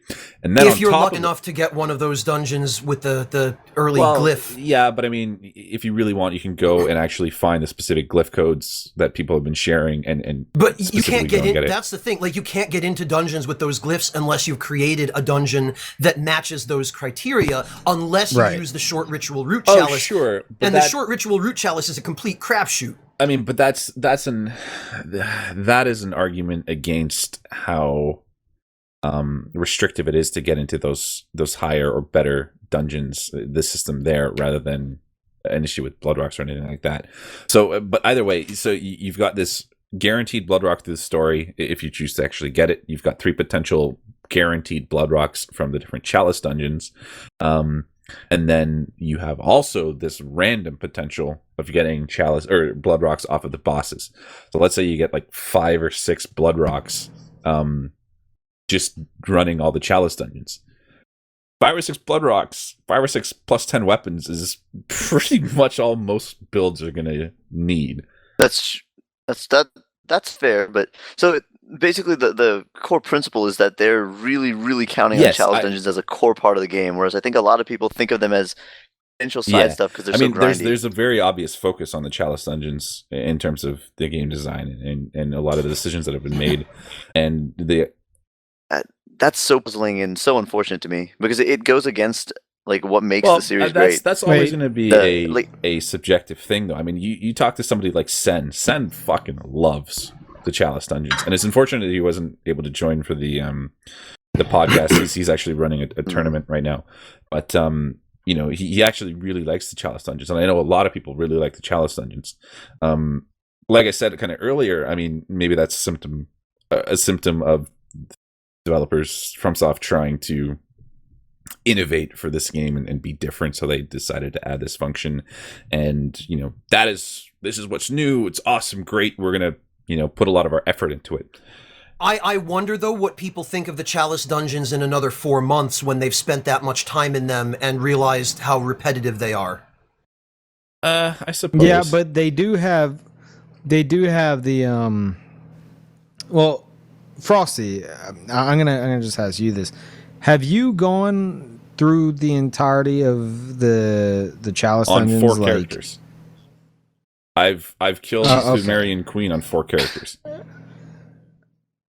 Okay, that's what I was getting at. I wasn't sure. I have how far you went. If people want to get it back or an idea of what my point, I was gonna say real quick. The point I'm making is that they do add to the game, but then after that, it's just like it's the grind to get there to get that content, and then after that, it's just like. So here's my problem with them specifically. It's that the reason I feel they're antithetical to so many other parts of the game is that the levels don't feel like they were created by humans. Like, even though the set of like main ones that aren't the ritual ones or the root ones are they're fixed, right, for everybody, they still feel like they're computer generated. There's no I don't feel an artist's hand in the construction of them. Yeah, they probably just took a random seed, and like, all right, this fulfills all the criteria. Let's use this one for the one. Whereas all the like main parts of the game, they have landmarks, they have memorable routes, they have like precise enemy placements, carefully planned encounters, etc. There's absolutely none of that. It's oh yeah, I remember being in this room. Okay, this is the room with the dead end. This is the room where we gotta drop off. Like, the characteristics of them are so. They have no personality, unlike all the parts of like every other Souls game. The reuse of certain set pieces too, Knutaf, really bothered me. Like, you know how in Lauren, there's that set piece where you walk out onto a bunch of rope bridges spanning a huge canyon. That's my favorite room in the game, by the way. Like oddly enough, I love that room. When I first saw that, I flipped out. It was amazing. But then when I encountered that exact same set piece in an East dungeon, just recolored with all the cosmic filters, my heart sank. Just sad. You know? Yeah. Wait, so Knutaf, you've been through the entirety of it? No. So I've been through. Through Meru up to Defiled. I've been through Hintertomb, and I'm at Lower Lauren. I see. That's where I was wanting to avoid any potential spoilers, but yeah, because I figured you were still going through it. Yeah, I've been doing those off stream. I can't see how they're interesting stream content. No, I would say just go through it. It's worth it to go through it. Yeah. I mean, I don't know. I do think there's a lot of ways that they could alleviate some of the tediousness. Here's an idea. Like, they need more memorable encounters, basically. So there's the room in Lauren Chalice with the beast claw guy. There's that NPC in there with a room full of hard-boiled rats. Izzy's admirer. Yes. Yeah. Oh, okay. So he's actually a dude. All right, I had no idea he had a name. Well, it's FromSoft's official name for him. That's what we were given for the guide. But he has no story significance. Okay. All right. No story significance or not. That was an interesting set piece. I don't feel like there are very many interesting set pieces in up to that point. Maybe that was the first. I mean, some of the higher end areas, there's a lot of those kind of NPCs, and I suppose that kind of diminishes. Oh, excellent. Okay. Some of the value of some of the earlier ones, just because they do become relatively common in the like depth 5 dungeons, or some of the random depth 5 dungeons. But yeah, I don't know. I think a lot of the tedium is that people are playing through the entirety of the regular game and then trying to do the Chalice dungeons.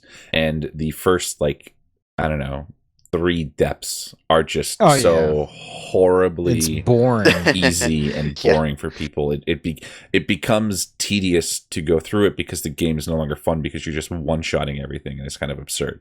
So I went. Well, no. I was just going to say, if you're going to do another playthrough, try try just doing Chalice dungeons as you're leveling your character. Like kill the Bloodstar Beast. And then do a couple Chalice dungeons. First things first. And then when the Chalice dungeons become difficult, go back to the story. And then when the story gets a little bit difficult, go back to the Chalice dungeons. Yeah, that's a good. That's what I did in my first playthrough. I kind of trailed off of the Chalice dungeons after a while. Like, I don't know why I stopped, actually. I think it was because I was, you know what? I bet it was Undead Giant that turned me off. I was like, all right, I'm not gonna, like, I took so many deaths, like 53 deaths on Undead Giant, I think is what we counted. Wait, the one with the chains? Yeah, cause no, man, the very first one, the one the very got the first birthday one. cake on his back. The first one doesn't have the chains, but it's the big the one with the that, fish hook. We came up with a whole backstory for it. Or the twin scythes or whatever they are, yeah. Yeah, exactly. The one who's like built to counter every single strategy you've used so far. The first boss in all Chalice dungeons. Yeah, basically. Yes. The thing with the Chalice dungeons, though, and I did do that my first playthrough. I did all the Chalice dungeons off camera, though, because even at that point, I felt that they weren't substantial enough to make any kind of good footage. But what I found was that I hit a wall in the Chalice dungeons very, very abruptly. Like, you get the first Chalice from the Bloodstarved Beast if you're going through the game in that order, which most people will. Right. If they even find Old Yarnum at all, because they may instead just beat the Cleric Beast and get the Hunter Chief Emblem, and then walk all the way through the Cathedral Ward without ever finding Old Yarnum. That's true. But I bought it and I went to Old Yarnum first because I didn't know what I was doing. No, that's understandable too. Nobody did pretty much, but like I found that even at very low levels, the entire first dungeon and the dungeons connected to it that you get the chalices from in that first dungeon, pushovers. Absolute pushovers, even with like a +4 weapon. The next dungeon, the one that you get from, I think it's it's Amygdala, the Lauren one. Vast jump in difficulty. Yeah, because that's a depth 4 dungeon. Yes, but you can get to Amygdala so soon after clearing Old Yarnum. Like, I feel like the Chalice dungeon progression is not really designed to completely coincide with the main game. Well, the problem is in order to place the Ailing Lauren Chalice, you're going to have to go through pretty much all the previous Chalice dungeons to get the materials.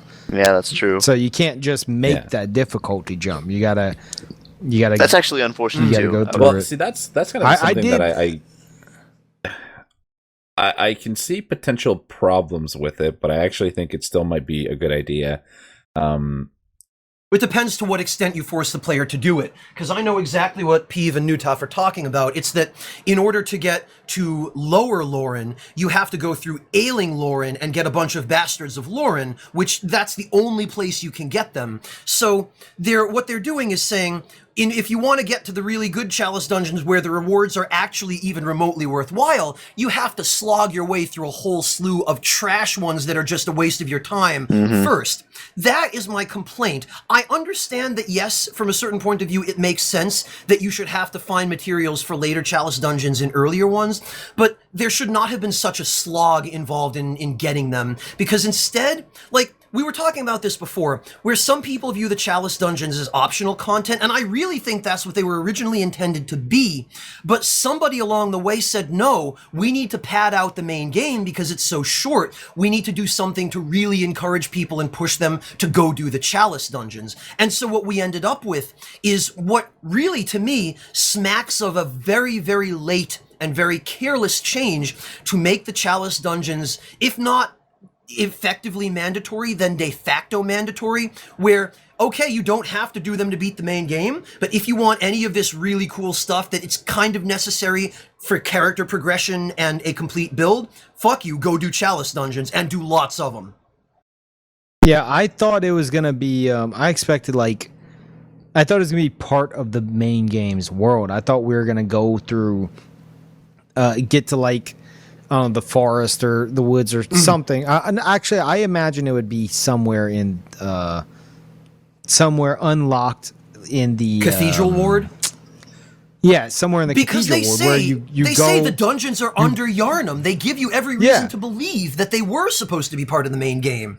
Yeah, so you think I thought that at some point, even whenever I first saw them, like I was like, oh my god, that's the new Blight Town. I thought there was going to be a point where you go down somewhere and you're still in like natural progression, like coming from say the Cathedral Ward into this little down, so kind of like how you get the old Yharnam, something like that, and you're just boom, instantly you're in your procedurally generated dungeon for your game world. Yeah. And I thought that's how it was gonna be. And there's gonna be one for each person, so everyone's gonna have their own one unique dungeon that everyone wants to try out, and then like you would, if you want to try others, you would join up with friends or get seeds or something like that. I didn't think it was gonna be like entirely separated, like so much so that here's the main game on the right side and on the left side here's all the Chalice dungeons, and it's like entirely separate content. Like it might as well be like a mini game. I've heard people compare the Chalice dungeons to Diablo, and it's true in a lot of ways. Like it feels like it's a game within a game and not really a very complete game within a game, Well, you guys didn't like Diablo? Right. Well, it's not that I didn't like Diablo. I never played Diablo. I never played Diablo. Diablo, Frosty, Diablo is fine when it's in a Diablo game. I don't want Diablo in my Souls game.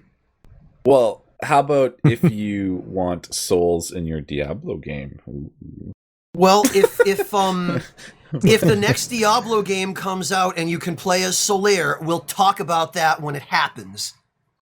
If Solaire shows up in the next Diablo game, that's not going to be enough to get me to want to play it. I don't know. I play so much fucking Path of Exile that maybe that's why the Chalice dungeons or something I don't mind. Well, this is an interesting point, Frosty, because what biases do each of us have approaching the Chalice dungeons? Oh, of course. I mean, like I was saying earlier, I mean, everybody's going to have a differing opinion on these kind of things. We can only express our own, but like I said, I know people that really like the Chalice dungeons, like really fucking like the Chalice dungeons. I really don't. I don't mind them. They are. It is fun to like. There is that little bit of exploration, but I do find myself sometimes whenever I feel like some of them, especially the later ones, they drag on too much. I feel like if they would have chopped out like the central areas, like get rid of the central one, so there's less to have to go through. I feel like there's one too many Chalice categories. Like instead of depth 5, make depth 4 the lowest or whatever. And then whenever you're in there, it's like there's one too many depths. That's what I feel like. There's one too many depths. If they would have stopped at depth 4, I think it'd have been all right, because in the later ones I find myself running through and then I'm like, all right, let's go, and then I look to the side and I see the side door and I'm like, God damn it. Like I don't want to do this and side area. And sometimes the side area loops back into the main area anyway. Like one of the things that really bothered me, like the Chalice, the first time I did the Chalice dungeons, they were novel. I'd never touched them before. Okay, fine, they were interesting. There were some set pieces in there that I really liked, like the one with the rope bridges we were just talking about. The East dungeons in particular, visually stunning. The filters are a little bit heavy there, but I mean, wait, you're saying East? East, yeah, ISZ. Not East, like Zed, E. you silly Canadian. I'm gonna go ahead and drop some lore on you here, Spy. Me dropping lore on you. All right, hit me. Let's see what you got, Peeve. Okay. Whenever you go to fight Mikolash, he's saying, grant us eyes, and then he talks. If you let him finish his dialogue, once you're about to go and drop down and fight him, like actually fight him, he says, the grand lake of mud, hidden now from sight, the cosmos, of course. He's talking about Abreatus and the cosmos, daughter of the cosmos and all that. And what happens when you go fight Abreatus and kill her? You get the Chalice of Eyes, not... Let me drop some... Grant us eyes. Let me drop some Let me drop some translation on you, Peeve. I don't want it. Yeah, you don't want it. Your efforts are admirable, and your thought process is logical.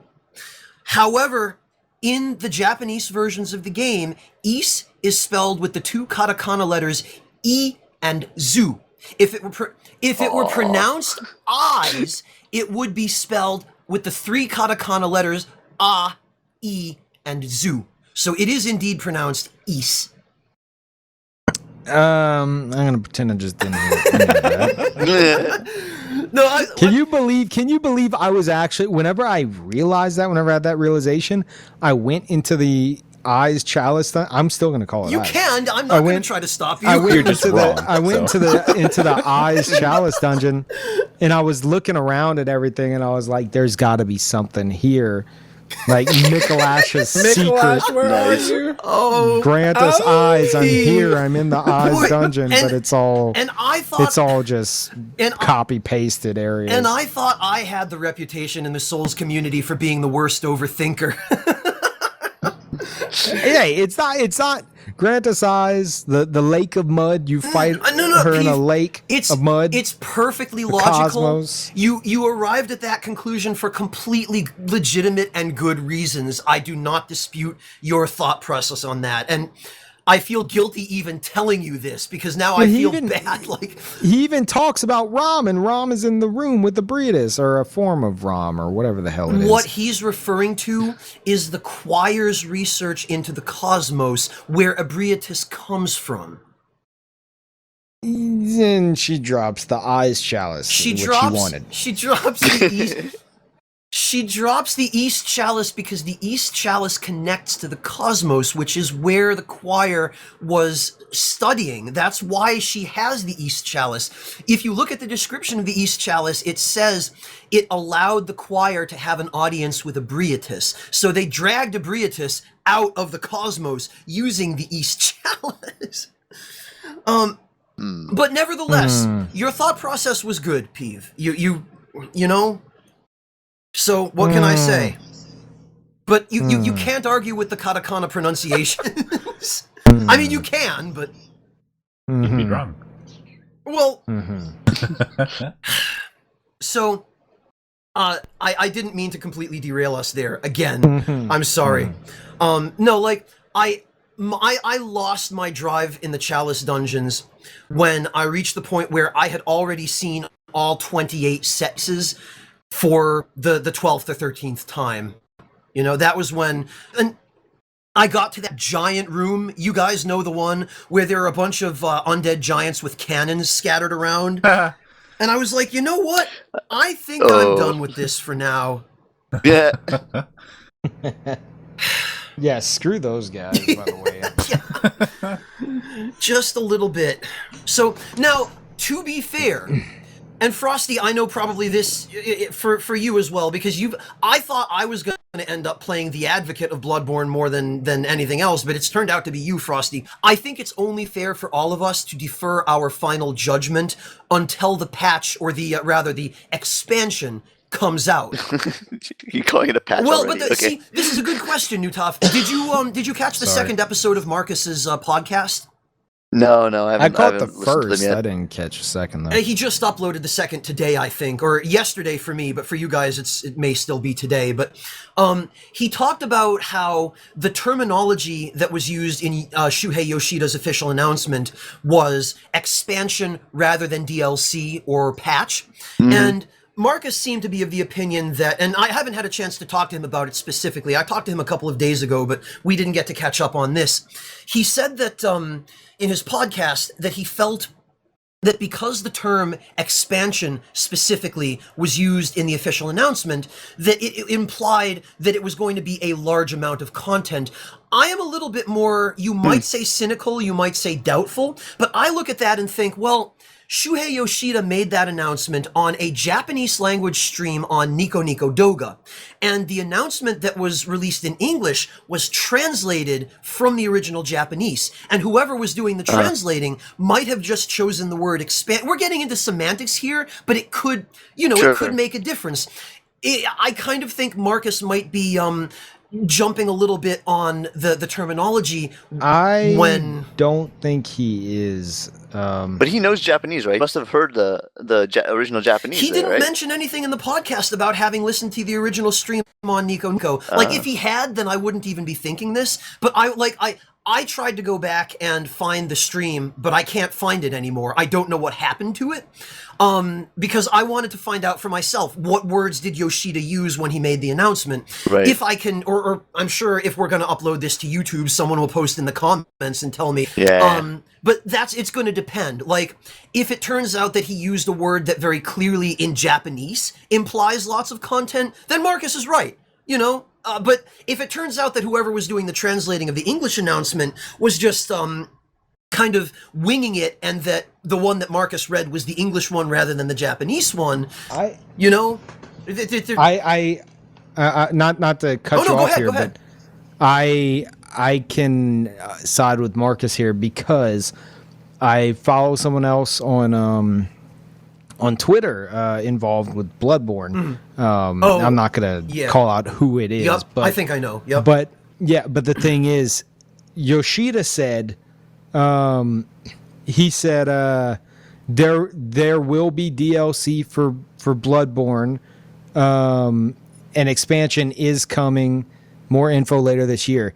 And then someone else involved with Bloodborne's production tweeted out, and this is word for word, I've also been asked many times if there will be DLC for Bloodborne. Answer is yes, an expansion is coming, more info later this year. And I was like, you just said the exact words that Yoshida said. Like, you're saying the word for word, except he used like caps for is, and it's like he wanted to make his own tweet about it. But the thing is, he's using the exact same words as Yoshida. So in my mind, they were told, you can talk about it, but you have to say this exact, for an expansion is coming, more info later this year. That's all you're allowed to say. I have a feeling that's what it was. It wasn't some kind of mistranslation. I feel like that's like, or something in translation. I feel like that's what they were told, strictly what they can say, because he just said the exact same thing as Yoshida with like capitalizing like is. I don't doubt that. I just think that, I mean, we're getting into really tricky hair splitting territory here with, a lot of this is, sorry to interrupt, but a lot of this is semantics. And I just want to bring up 2 points, just for kind of consideration. Think about how soon after the game has been released that they're announcing DLC or extra content.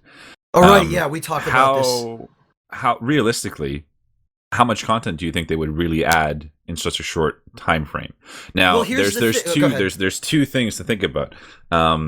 Maybe they were really rushed for finalizing Bloodborne and getting it out and actually getting gold or going gold or whatever, and they just have a ton of unfinished content that they just didn't have the opportunity to finish in time. So maybe they're just going to spend a little bit of time, finish off all this content and add it. Or maybe they're not going to have very much time after the game's release, and there's just not going to be a lot of stuff coming out. Like that, there's 2 kind of ways that could go depending on what's going to happening there. But my strong suspicion, based on how incomplete the game feels to me, is a lot of it's unfinished, and a lot of that is going to get finished. Yes, yeah. So absolutely. I think there's some merit to the idea that there's going to be a lot of content, just simply because of that. I feel like a lot of the game does kind of feel rushed in certain aspects. So if they did cut content to make it fit and make it work, all they would have to do is let's say there's another area that's like 60% or 70% done, and they just had to cut it, or new NPCs or quest lines or things of that nature that they just cut or from time constraints. But to draw a parallel, think about like all the extra stuff that Shiva. Is it Shiva in Dark Souls 1? The Dark Souls 1, the whole cut side quest with the Chaos with the Blade world and the Chaos Blade and the other invasion stone and all this kind of stuff, right?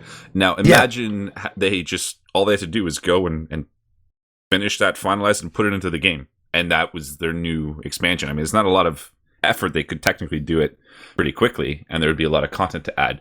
So, because this game feels rushed, it may be the case that there's just stuff that's not finished that they're finishing, and they're just going to add it as a big content option. So even though it's early in the game's life, we're getting all this stuff, maybe there actually is going to be quite a bit of content. Well, and that would not be without precedent, because that's exactly what happened with the Artorias of the Abyss DLC for Dark Souls 1. Miyazaki came out and made a public statement that all of that content was originally supposed to be part of the base game, but that due to time and budget constraints, they weren't able to get it in time, so they ended up retconning it later as DLC, and what I think was a really, overall, very good quality DLC. On the other hand, that... Wait, that was original? That was supposed to be in the Yes, original it was. game? It was indeed. The Sanctuary Guardian is in the game's original concept art. And so is and so is Chester. Yeah, Like, so that is was Chester. all Yeah. Yeah, but True, they weren't able to realize it because they didn't leave themselves enough time for development, and they had publication stuff and all of the other stuff that happens, and that went on to again with Dark Souls 2. Well, also, sorry to interrupt again, but also ahead. consider Demon Souls. That broken archstone wasn't intended to be broken. There's a whole fucking area, and Gibbed even got into it. Thanks right? to Gibbed, yeah. Oh, yeah. We now know. So, I mean, without knowing that existed, we kind of all just assumed, oh, there's just a broken archstone, whatever, Well, that I kind think of some thing. people, even from the start, took a look at that and said, no, wait a minute, there's something fishy I'm about sure, that. but the game still felt complete. But yeah, there was this ton of extra content that was never finished. So let's say they had gone about it where they finished it and added it as DLC. Like that seems very similar to what happened in Dark Souls 1 with the Artorias of the Abyss. It could be very similar to what happens in this game, because you got to understand that if you want to go like A team versus B team, this is, they were 2 for 2 in doing that. Basically, they just happened to also release it as an expansion for Dark Souls 1. So maybe this will be 3 for 3 with Bloodborne. Well, and it also depends upon how not only how much content it contains, but upon the price to value. Because, like, if you look at the Northern Limit Archstone in Demon Souls, which, thanks to Gibbed, we now know that that's the name of that area, the Northern Limit. I would pay something like another $5 to have that DLC added to Demon Souls, and I know a lot of people probably would as well. But, like, if it comes time for the expansion for Bloodborne to hit PSN, and they want like full price for it or something, another $20-$30 US, and it's just a weapons pack of a bunch of weapons that didn't get finished in the game. I just don't see that happening, though. Like, I hope not. Yeah, me neither. I don't think it's that likely. My suspicion is that it'll be more like Artorias of the Abyss, where they come out and say, look, guys, I think it's time for us to reveal this. We didn't want to. We wanted to finish this, didn't have time, but we're releasing it now for a fairly reasonable price. I hope. I really hope. So I've been hearing. So some people have speculated that this is gonna. I don't know if there's just was bitterness or what. Said this is just gonna be a Chalice dungeon pack. Oh, someone posted a comment on my channel the other day that says the expansion is going to patch out the base game and it'll just be Chalice dungeons. Yeah. Nice. Yeah. No. Please no. Yeah. No. Exactly. No. But if let me make this clear. If they did something that legitimately improved the Chalice dungeons and gave them genuine uniqueness and replayability, I would be all for that. Like, to make the Chalice dungeons worth going through after your first character, fine. But, like, my biggest issue is, after doing one character's worth of Chalice dungeons, I don't want to ever touch them again on a second character, much less 9 more, you know? well, how about if I mean, I don't see this being something that's going to happen, but what would you say if the materials for Chalice dungeons, the Chalice dungeon unlocks to begin with, because they are separated, I guess, from the main game, and they are separated from the new game plus cycle, what if they were just global across your account? So you make a new character, you have access to all the materials that you've accumulated, you have access to all the chalices that you've accumulated, and now you just have, all you have to do is be strong enough to fucking do the Chalice dungeons. I've heard this question asked before. It's, I think, roughly a 75% valid option. The only problem with it is that my main issue with the Chalice dungeons in principle is that they wall off some fairly crucial elements of character progression behind the dungeons.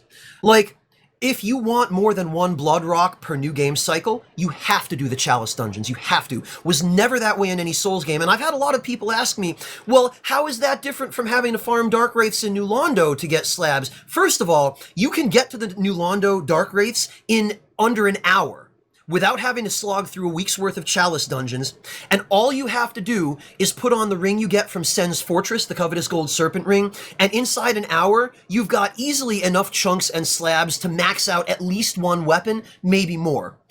It does not require copious amounts of grinding. It does not require you to clear your way through 5 or 6 dungeons of increasing difficulty just to access the area where slabs drop.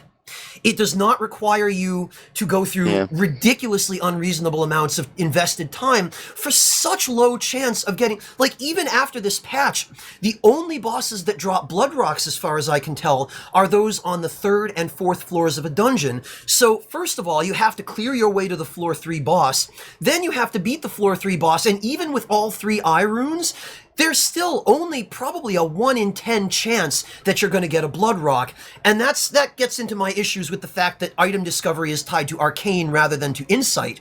But, like, it's just so unreasonable. Item discovery is tied to arcane? Item discovery is Wait, tied what? to arcane, yes. I haven't paid attention to this stuff yet. Yeah, no, item discovery is tied to arcane. So if you are not using a build that has to level arcane, which the majority of players, I dare say, are not, then you're effectively penalized for not leveling arcane by having gimped item discovery. Let me put it this way. All 3 eye runes with base arcane give you about 320 item discovery out of a max achievable item discovery with 99 arcane of around, I think, 410 to 450, somewhere you know in what that the solution range. to that is, right? Does that affect quality of drop?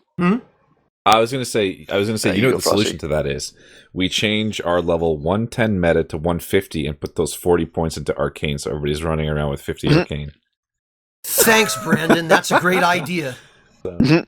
I'll never let him live that down. Knutaf, sorry. What were you going to chime in with something actually serious? How dare you? I was just going to ask, does the item discovery affect the quality of gems that you get dropped? Yes. Well, it affects the rate at which better quality gems drop. Okay. It also has a massive effect on your blood rocks. According to a number of the reports from people who have tested it on Reddit, having max item discovery via high arcane and all 3 eye runes reliably results in abyssal blood gems dropping on the 3rd and 4th floor bosses. Whereas I've tested it personally without the eye runes, and I'll be lucky if I see anything other than a piece of shit gem from, so the arcane difference alone is very significant.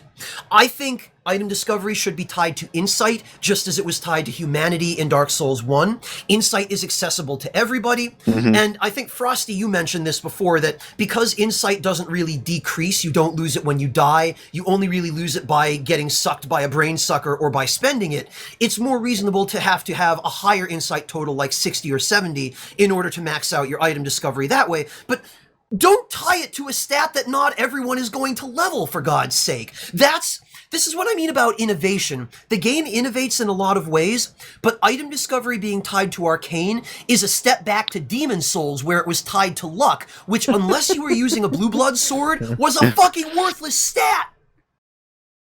Now you just make a large sword of searching build, and then you're golden. Well, but the other hilarious thing about luck in Demon Souls is it was actually detrimental for certain things. I forget the specifics of it. It's been so long, but I think it increased the chance of specific things dropping. Specifically, the higher luck you had, the more often you would be getting like shitty drops, grass and stuff. You get more of that, but you'd lower the chance that you got like a rare. Because it didn't affect stuff like pure Bladestone. I don't think, did it? Come to think of it. So you actually, if you were trying to this. farm pure Bladestones, you actually wanted really low luck. You wanted to go pure black. You wanted to use a large sword of searching, and you wanted no fucking luck as possible, right? Yep. So. Because the large sword of searching was just a flat 100% increase to your item There's some- discovery, something not like to that. your I actual forget, luck. I forget the specifics of it. Yeah. Like I said, it's been so long. Sorry, I'm That's back. okay. Welcome back. Your cat's going nuts again? Oh, there he goes again. They go and they play next to the surge protector God. with all the wires and everything. And they fight on the surge protector. So at any moment, one of them's gonna flip that switch and everything's getting shut off. And I keep grabbing them, telling them no, like get out of it, but they keep going back, and I can't. You got to get yourself I can't stop them. Get a little box to put that in, like a chicken wire. Oh no, I'm getting. Right now, I have basically Don't a use big chicken wire. coffee That's table. I have like a big coffee table that's where all my setup is. But I'm going like in the next few days to get like a legit computer desk with cabinets. I can put everything in and just seal them off. Because right now the wires are just all over the floor and stuff. They already peed on them Make once, sure you so. peeing on electric wires. That sounds like something the idiots in my old school would have done. It was well, it was on. Luckily, it wasn't on like the surge protector. It was very close to it, but it wasn't on it. So I cleaned it as best I could. But after finding that, and I was just like, you know what? I think we're getting a computer desk with some cabinets and Make sure that those cabinets. I can't handle this. Make sure anymore. those cabinets are really well ventilated, though, because you don't want an electrical fire. Yeah. Just something I can just seal it away and they can't get to it. Yep. Oh, man, my condolences. That's what happens when you adopt kids. Oh, God. Damn But, it. yeah, I don't know. What were we talking about? How about this? I don't know. We kind of brought up a lot of things. I guess most of the complaints were just, there's this new patch, and while there's a lot of good things that the patch does, we kind of focused on, well, there's still these problems that haven't been addressed yet, right? The matchmaking system. That we don't know if ever will be addressed. Well, let's speculate a little bit. What would you... Okay. Oh, here we go. Well, no. Like, get ready, everybody. We're getting in there. Well, new expansion, new changes. What kind of stuff would you like to see happen to fix issues that you see in the game? Lots of new weapons. I'm totally with you on that. Yes. That's basically That's a no-brainer. I think we can all agree on that. New weapons, and I would love some kind of meat to the Covenant system, but I like I said earlier, I don't see them doing that because that's them admitting their mistake from the beginning. Well, I will gladly join you, Peeve, in wishing for that, because there's almost no point to having the Oath Rune slot in the first place. It's like, I'm more Covenants. I would also go ahead. That's fine. Sorry, no, continue. I was gonna say the only other thing that I could consider is maybe make it to where the DLCs are like permanent nightmare areas that they don't, or the Bell Maidens or somewhere where you can't get to them or something, because the entire game is so just barren in terms of PvP that I feel like the DLC areas better be, like in my mind, they need to be PvP driven areas. So otherwise, and just making a nightmare area and planning one Bell Maiden, just that's not going to cut it. It's going to be the same crap as it is I now. would add to that, Peeve, because I agree with you that I want them to do something about that.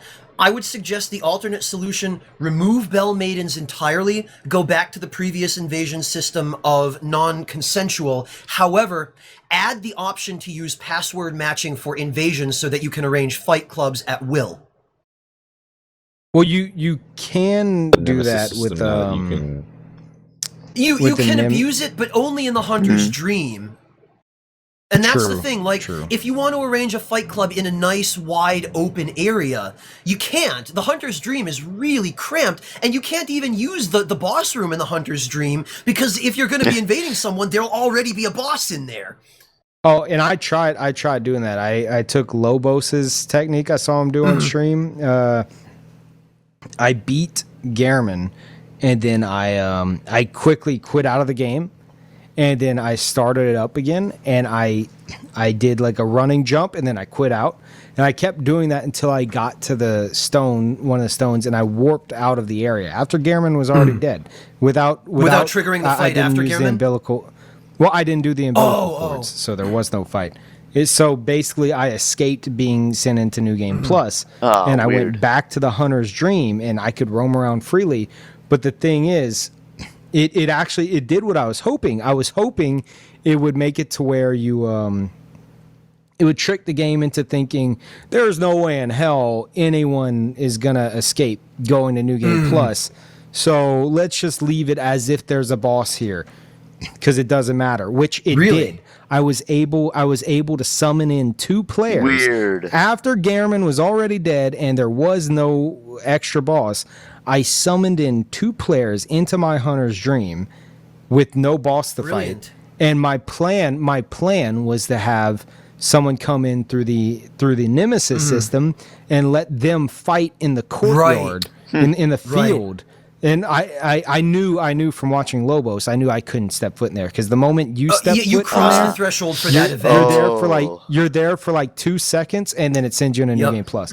So I was like freaking out. I was like, oh my God, this is it. It's going to work. And I was pointing for them to go through the gate, which was open. There was no fog wall. But the thing was, the moment they went to try to go through, they couldn't. And I realized on their end there was a fog wall. Kind of like that's what happens in Bergenworth. Like you don't see a fog wall on the door. That happened to you, didn't it? When you got summoned by or was it Brandon? He got summoned and he was outside of the fog wall, and the guy wanted him to come in, and the guy was inside, but he didn't know that he had to start the fight for Brandon to be able to walk in, and so he sent him home. Yeah. So on their end, as a host, it looks like they're just standing in the doorway, but on the summons end, they see a fog wall. So it was that, and I realized it wasn't going to work. So I just walked in, and I don't know if they got to see me trigger the final cutscene or what. Maybe they got to watch it too. I don't know. They probably got trapped in your world when you went to New Game Plus. Maybe. I don't know. But yeah, I went into New Game Plus with the 2 Phantoms just sitting there like, all right, let's go fight Gehrman. But maybe they see the there credits. was no Gehrman to fight. Yeah, maybe they got to watch the credits. You doomed them to limbo. You did what you did to Brandon in that last episode of Oro and Peeve. Oh yeah. I actually wish that's where we left it, but that's another story. Oh God, yeah. Then again, I did like episode 9 a lot, so I'm glad did it too. continued. That was fantastic. But yeah, what were we talking about? About what we would change, like what would we like them to do to fix stuff? Weapons and covenants. I would add. In addition to what's already been said, because I'm totally with you and Knutaf on those points, I would like them to add a place where you can farm blood chunks and rocks in the main game without having to go to Chalice dungeons and without having to fight one boss every hour for a single chance at a blood rock drop. Yeah. Give us something like the Dark Wraiths in New Londo. That's all I ask. Like some risk involved, but not... Like strong enemies, but not like the freaking Upper Cathedral Ward where they drop 1 chunk every hour if you're lucky. Yeah, I had a lot of trouble with that. Like, if the Upper Cathedral Ward Scourge Beasts dropped blood rocks, then I would be okay with it if they'd maybe bump up the blood chunk drop rate. I wouldn't mind that farming loop so much, but, just give us something comparable to the Dark Wraiths. Yeah, and to just to really quick add on something you said about removing the Bell Maiden stuff. I don't see them doing that. It's like built into the lore. They're not gonna. It's not built into the lore so tightly that they couldn't remove it, though. The Bell Maidens are just crazy Thumerians. You still have the Bell Maidens be like kind of the necromancers they are, like in the Chalice dungeons, right, where they summon a ton of the that's stupid fine. Fucking red spiders and shit, but you can just. You could just remove the functionality of them being the mechanic for invading or not invading to something else. Yeah. Considering that they exist as a normal enemy in the game, do you think it was intended to work a different way than they decided to cave to pressure from quote unquote casual part of the community? And just like they were like, oh, here you go, this is now part of, but it's the exact same model as an enemy in the game. Like they could have thrown in a werewolf ringing a bell. Well, here's the thing. I think that it has more to do with the fact that President Miyazaki had not much to do with the PvP balance. I don't know if you've read the interview in the guide, but when we asked him about that, he pretty much flat out came out and said, he didn't really deal much with the PvP balance. There was a separate, dedicated group in the development team. Wow. Well, no. Like a subdivision, like a PvP team, as it were. Kind of like Bungie has. They have guys that work on the multiplayer, and they have guys that work on the story. Exactly, very much like that. Yes, and that those people dedicated handled the PvP balance, and that President Miyazaki didn't really have a direct hand in it, much the same as he didn't really have a direct hand in the Chalice dungeons, which is sorely apparent, I'm afraid. Yeah. But so I think that that's more like the stuff that he did design. It shows he did all of the level design for the main game. He designed those maps personally. And that's why the level design with all the shortcuts and stuff in the main game is so damn good. Like, the man knows how to lay out maps. It's something that he's great at. Didn't he also design Dark Beast Parl, like, entirely? That I don't know. I don't remember him saying anything about that. I believe Somebody was saying that on a stream yesterday. I believe Vadi confirmed that in some way. Don't quote me on that, but that's what I've been hearing. I haven't seen the video or the I've reasoning, not heard it, but I'll have I've to accepted it as fact just because Dark Beast Parl's design it's beautiful. I don't care if you're like, oh, well, he's easy. I beat him first try. I don't give a damn. That if you watch him roar up and like arches back and roar up and that shriek rings out and then like all the static and then whenever he gets dropped and like all of his hair falls down and he scurries away, the lightning dissipates. It's terrifying. Yeah, it's terrifying. He walks on his toes. It's an amazing it's an amazing I absolutely love that boss design. Yeah, it's my favorite. I said it earlier today. It's my favorite like design for a boss. Like I'm gonna go ahead and say ever. It's not necessarily my favorite boss fight, but the design behind it is amazing, which is why one of my kittens pissing on everything is named Parl. It's actually Dark Beast Parl is in my house pissing on my wires. Well, it won't hurt him then, will it? Miyazaki designed my cat to piss on everything. Dark Beast Parl pisses on all the wires. That's why he's electrically charged. That's what caused it. The secret, right? So, no, I'm totally with you on that. Like, mechanically, I think the fight suffers mainly from the camera and also from the fact that it's just really, really hard to position yourself because he moves so much. You lose your lock on him most of the time. I don't lock onto him. Well, and even if you don't lock onto him, you end up just rolling into his face when you're trying to get under him. Like, but aesthetically and in terms of the visual design, fantastic. Yeah, absolutely amazing design. Yes, agreed. Yeah, I love him. Another boss design that I really like is Logarius, just because it harkens back so much to King Allant without being a blatant ripoff. Oh yeah, well, you were there whenever I first encountered him. Oh yes, I was there when I got the memory leak and I just parried him to death. I didn't take a hit. Well, second time I died like the first attempt, but second attempt he didn't cast one spell. I didn't know he had spells. No, well, that's the unfortunate thing about that. But that's what I mean. Like, but yeah, it's an amazing boss fight when it works. Yeah. God, but no, like that's the thing. That boss fight, when I went in there and I saw that it was a king in white robes and he was carrying a sword that looked reasonably like Soulbrandt. I know it looks more like the Drake's sword. I get that, and I don't disagree. But just that I was like, oh my god, it's an actual homage without being fucking Dragon Slayer Ornstein just renamed. That was subtle enough, I think. Yeah. It was, and I think that's one of the things that Bloodborne did really well, was the more subtle homages to the previous games. Like, Patches was a spider, he wasn't just another dude with a tower shield and a spear. Spider But his name was actually Patches. Spooder Pooches. In the credits, yes, it says Spider Patches. Yeah. Patches no, the spider. it says Spider-Man Patches in the credits, I think, Peeve. I thought it was Patches the spider. Same thing. Or something like that. The thing is, like, the credits aren't necessarily canon names. Like, the credits say, for the lonely old woman, they say lonely old deer. But the list, The list of official names we were given by FromSoft to print in the guide, if I remember correctly. Oh, now great. Now I'm getting it. If I'm not remembering correctly, I'm going to get slapped for violation of NDA. I'm fairly sure.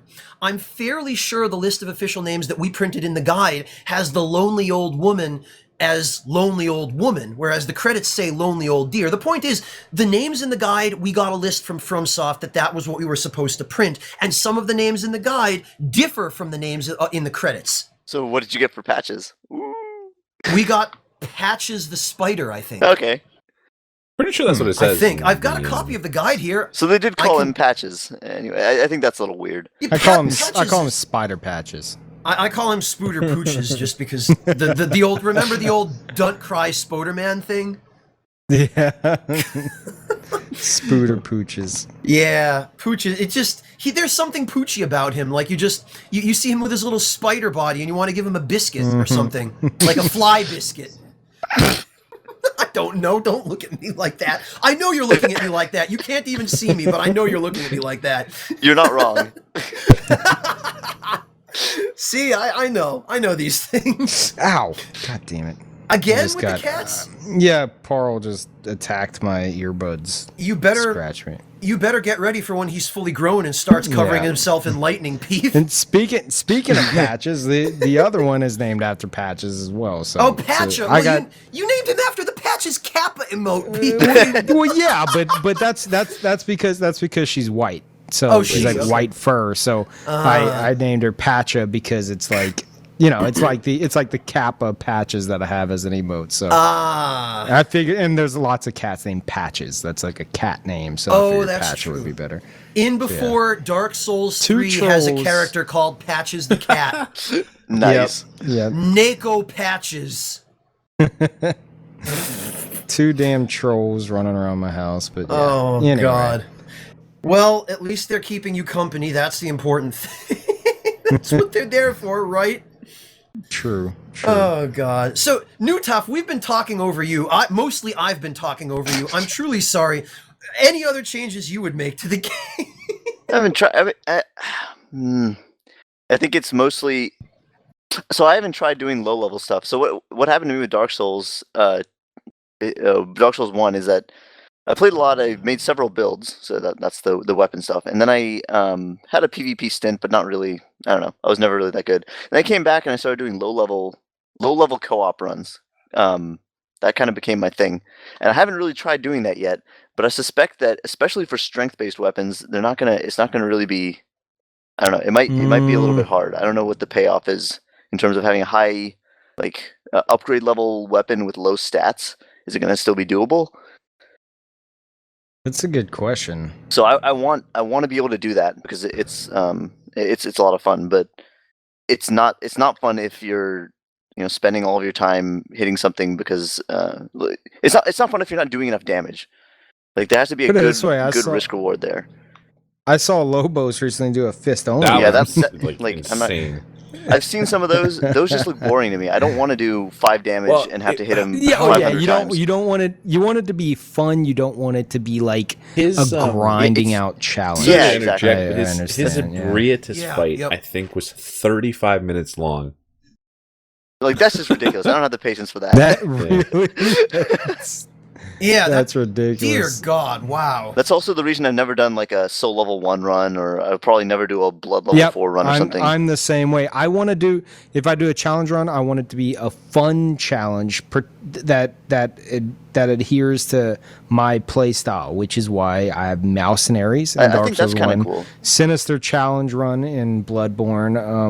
And whenever I go through Demon Souls, I'm in human form the whole time, in just telling the chat, like the viewers, to invade me as much as they can. So those are quote unquote challenge runs for me. But something where it's like you have to, it gets to the point to where it's not even fun anymore, and it's not fun anymore, and it's just about having it for the sake of quote unquote challenge. I can respect it, but I don't want to do that. That's why I've never done a Soul Level 1 run. I don't want it to be. I have to execute perfectly. I want there to be room for mistake, but still, I don't know. Still kind of tough. Yeah. But yeah. It basically boils down to the fact that I know if I do a soul level 1 run, I'll eventually get it done, you know, but I don't want to do a challenge just for the sake of saying I did the challenge. You know, I want it to be fun throughout. That's how I look at those. Well, that's how I got involved in Marcus's boss challenge series way back, because, you know, they were fun. Oh, I did his Flame Lurker challenge. I did it. It was fun. Yep. Yeah. No, I did the same one, the Flame Lurker. That was a good one. That was fantastic. What was it? It's Do you not- level 30 or lower, all melee, heal no more than 4 times or something like that. Yeah, and no weapons upgraded above. Oh, I yeah, think yeah. like +3 for a normal weapon or +1 for an elemental one. Huh. Good little challenge. Yeah, it was great. And it encouraged other people to join in and upload their videos of it and show how awesome they were. My proudest moment, I think, in terms of what I've accomplished was on a base level thief in Dark Souls 1 with I think it was a base level bandit's knife and just the red tear stone ring. I beat the 4 kings. Nice. Wow. And that Yeah, was for that's one of pretty Marcus's challenges. Damn. Yeah, that's pretty cool. Yeah, I mean, but that's exactly it. Like, it's not the sort of challenge that's going to obligate me to an entire playthrough with no weapons. It's just one boss fight that, yes, I might have to bash my head on it for a little while, but I'm getting better each time. And when it's over, and I'm done. I'm happy I can upload the video and be like, hey, yeah, I participated. It was great. Yeah, that's not bad. It's not bad. And I'm nothing against anyone who does like soul level 1 runs or anything like that. Totally. It's just it doesn't, to me personally, it's not like that's not a fun dare you, challenge Peeve. I care to How do. Well, dare That's you, it's a challenge. It's a challenge, yes, but is it an enjoyable challenge throughout? No, because you're banging But your head against the wall. maybe people like that, huh? Well, this is you're onto something, both of you. You've brought up a very important point that I think really encapsulates what so many people love about the Souls games, up until Bloodborne anyway, where Bloodborne gets a little bit more pigeonholy, but the Souls series itself, they really allowed you to pretty much play whatever way you wanted. They didn't force you, up until Dark Souls 2, just when acquiring certain weapons became problematic early on, and you only had a few options to work with for a while.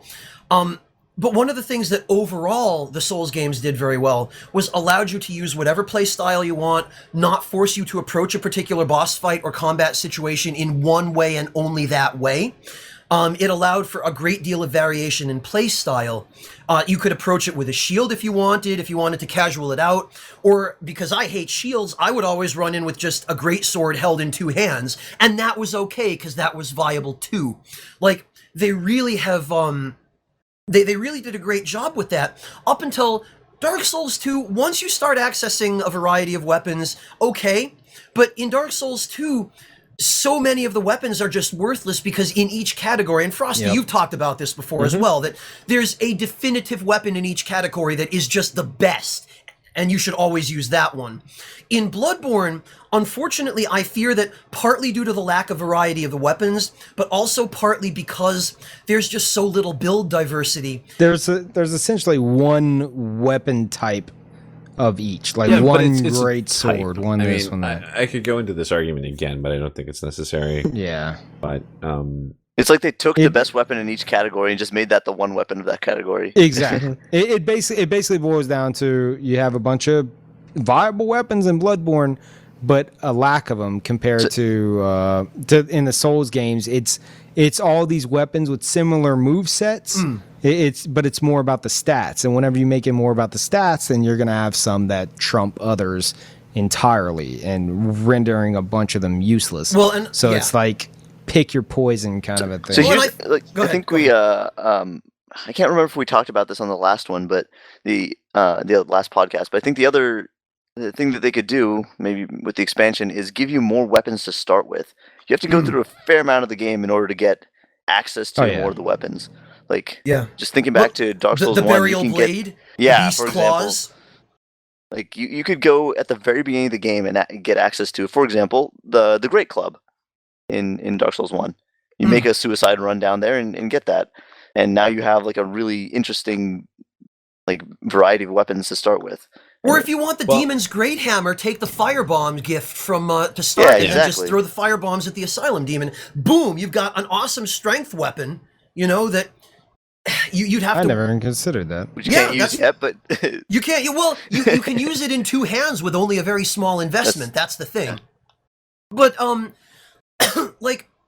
Bloodborne suffers the same problem Dark Souls 2 did with restricting the weapons that you have very early on. It wasn't as big a problem in Dark Souls 2 because there were just more weapons. But That's a good I don't know. point. It took a long time for me to get. Well, actually, I got lucky with an ultra great sword drop in Dark Souls 2 from the guys in Hades.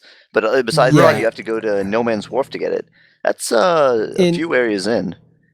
In Dark Souls 2, I went, I think 20 hours with the on my first playthrough with the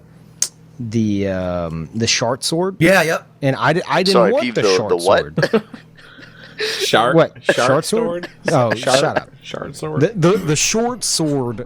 Which I know that's the correct pronunciation, but that's what I hear. Short sword, and it sounds all stupid. But I know that's how it's actually pronounced. Just messing Anyway, with the you. short sword. Making fun of Peeve's Louisiana accent. Come on. Shut up. I went through with the short sword.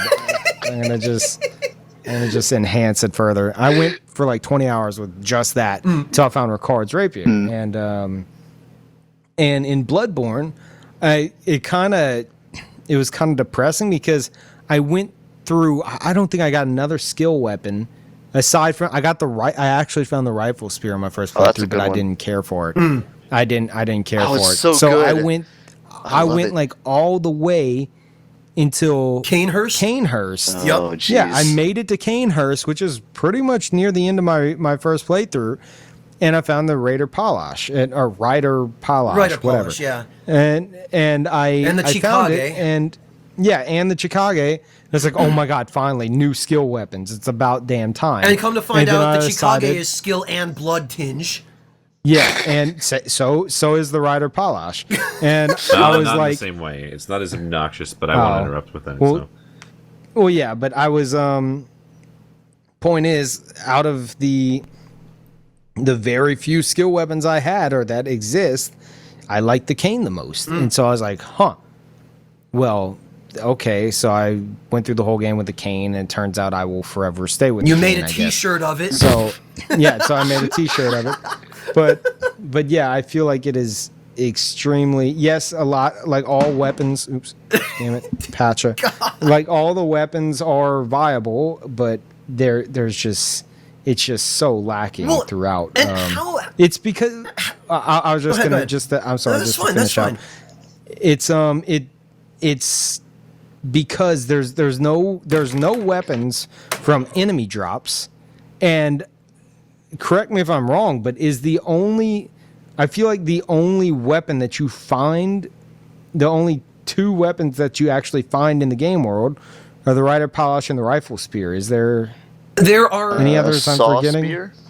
well, there's a saw spear in Saw Central spear. Yharnam, but there's a Tonitrus in Yahar Ghul. That's true. And tonight, okay, so there's There a are few. a few, but point but is, not many. point is, you're not going to get any crazy drops, and I feel like that kind of really No, and hurt the- things the because badge- there's no point. The That yeah. may have taken away from a lot. The badge system too, like some of those badges you get so late in the game Mm-hmm. that by the time you unlock those weapons, you've already built your character around one of the starting weapons. Yeah. And that's another thing, like that's so many people just end up using one of the 3 starting weapons for the entire game because by the time you get something better, you're already set up for that. You've already dumped your very limited bloodstone chunks, maybe even a blood rock into one. And like the Burial Blade, you get at the fucking end of the game, literally the end of the game, the Beast Claws, not unless you do the Chalice dungeons. So this game has the problem that Dark Souls 2 had with lack of weapons early on in spades. And granted, it's also partly just due to the few weapons that are in the game, which again is why I agree with all of you guys that I hope they add more. But in general, my point was just that the overall... the lack of build diversity as a result of all of these factors, I think just it hurts replayability Because you Yeah. want to, and if you want to try a new weapon, fuck you. Do Chalice dungeons for a week. You want to get another one to plus 10? Jesus. Anyways. Well, no, the Chalice dungeons were okay until I realized that if I wanted to get a bunch of weapons to plus 10, okay, let me put it this way. I, of all people, don't have quite as much right to complain about this from a certain point of view, since I had access to debug and I could try out whatever plus 10 weapon I wanted. Other players do not have that. Cheater. Other players do not have that luxury. So in principle, I think my point still stands. It's possible. Sorry, I'm fighting two cats off. They're trying to eat my earbuds. Yeah, I think I might actually Continue. have to go. I've been here for. I didn't get to come at the start. I don't know when you guys started, but Yeah, we've been going for a little while. Yeah. Oh, I'm Yeah. sorry, man. no, not at all. I mean, I enjoyed it. I just I have to some other stuff. I wish I had shut up a little more and let you talk more. Not at all. Nonsense. You have interesting things to say. I didn't have as much to say, honestly. Well, I suppose this is a good time as any to end it. Thanks, everybody, for I hanging out. didn't mean to It do was a lot of that, fun. but We will say ta-ta for now. Yeah, it has been a pleasure. yeah, it was great. I'm sure we'll have a lot of stuff to talk to very shortly. So. Oh yeah, fingers crossed. Yep. Hope so. Yes, indeed.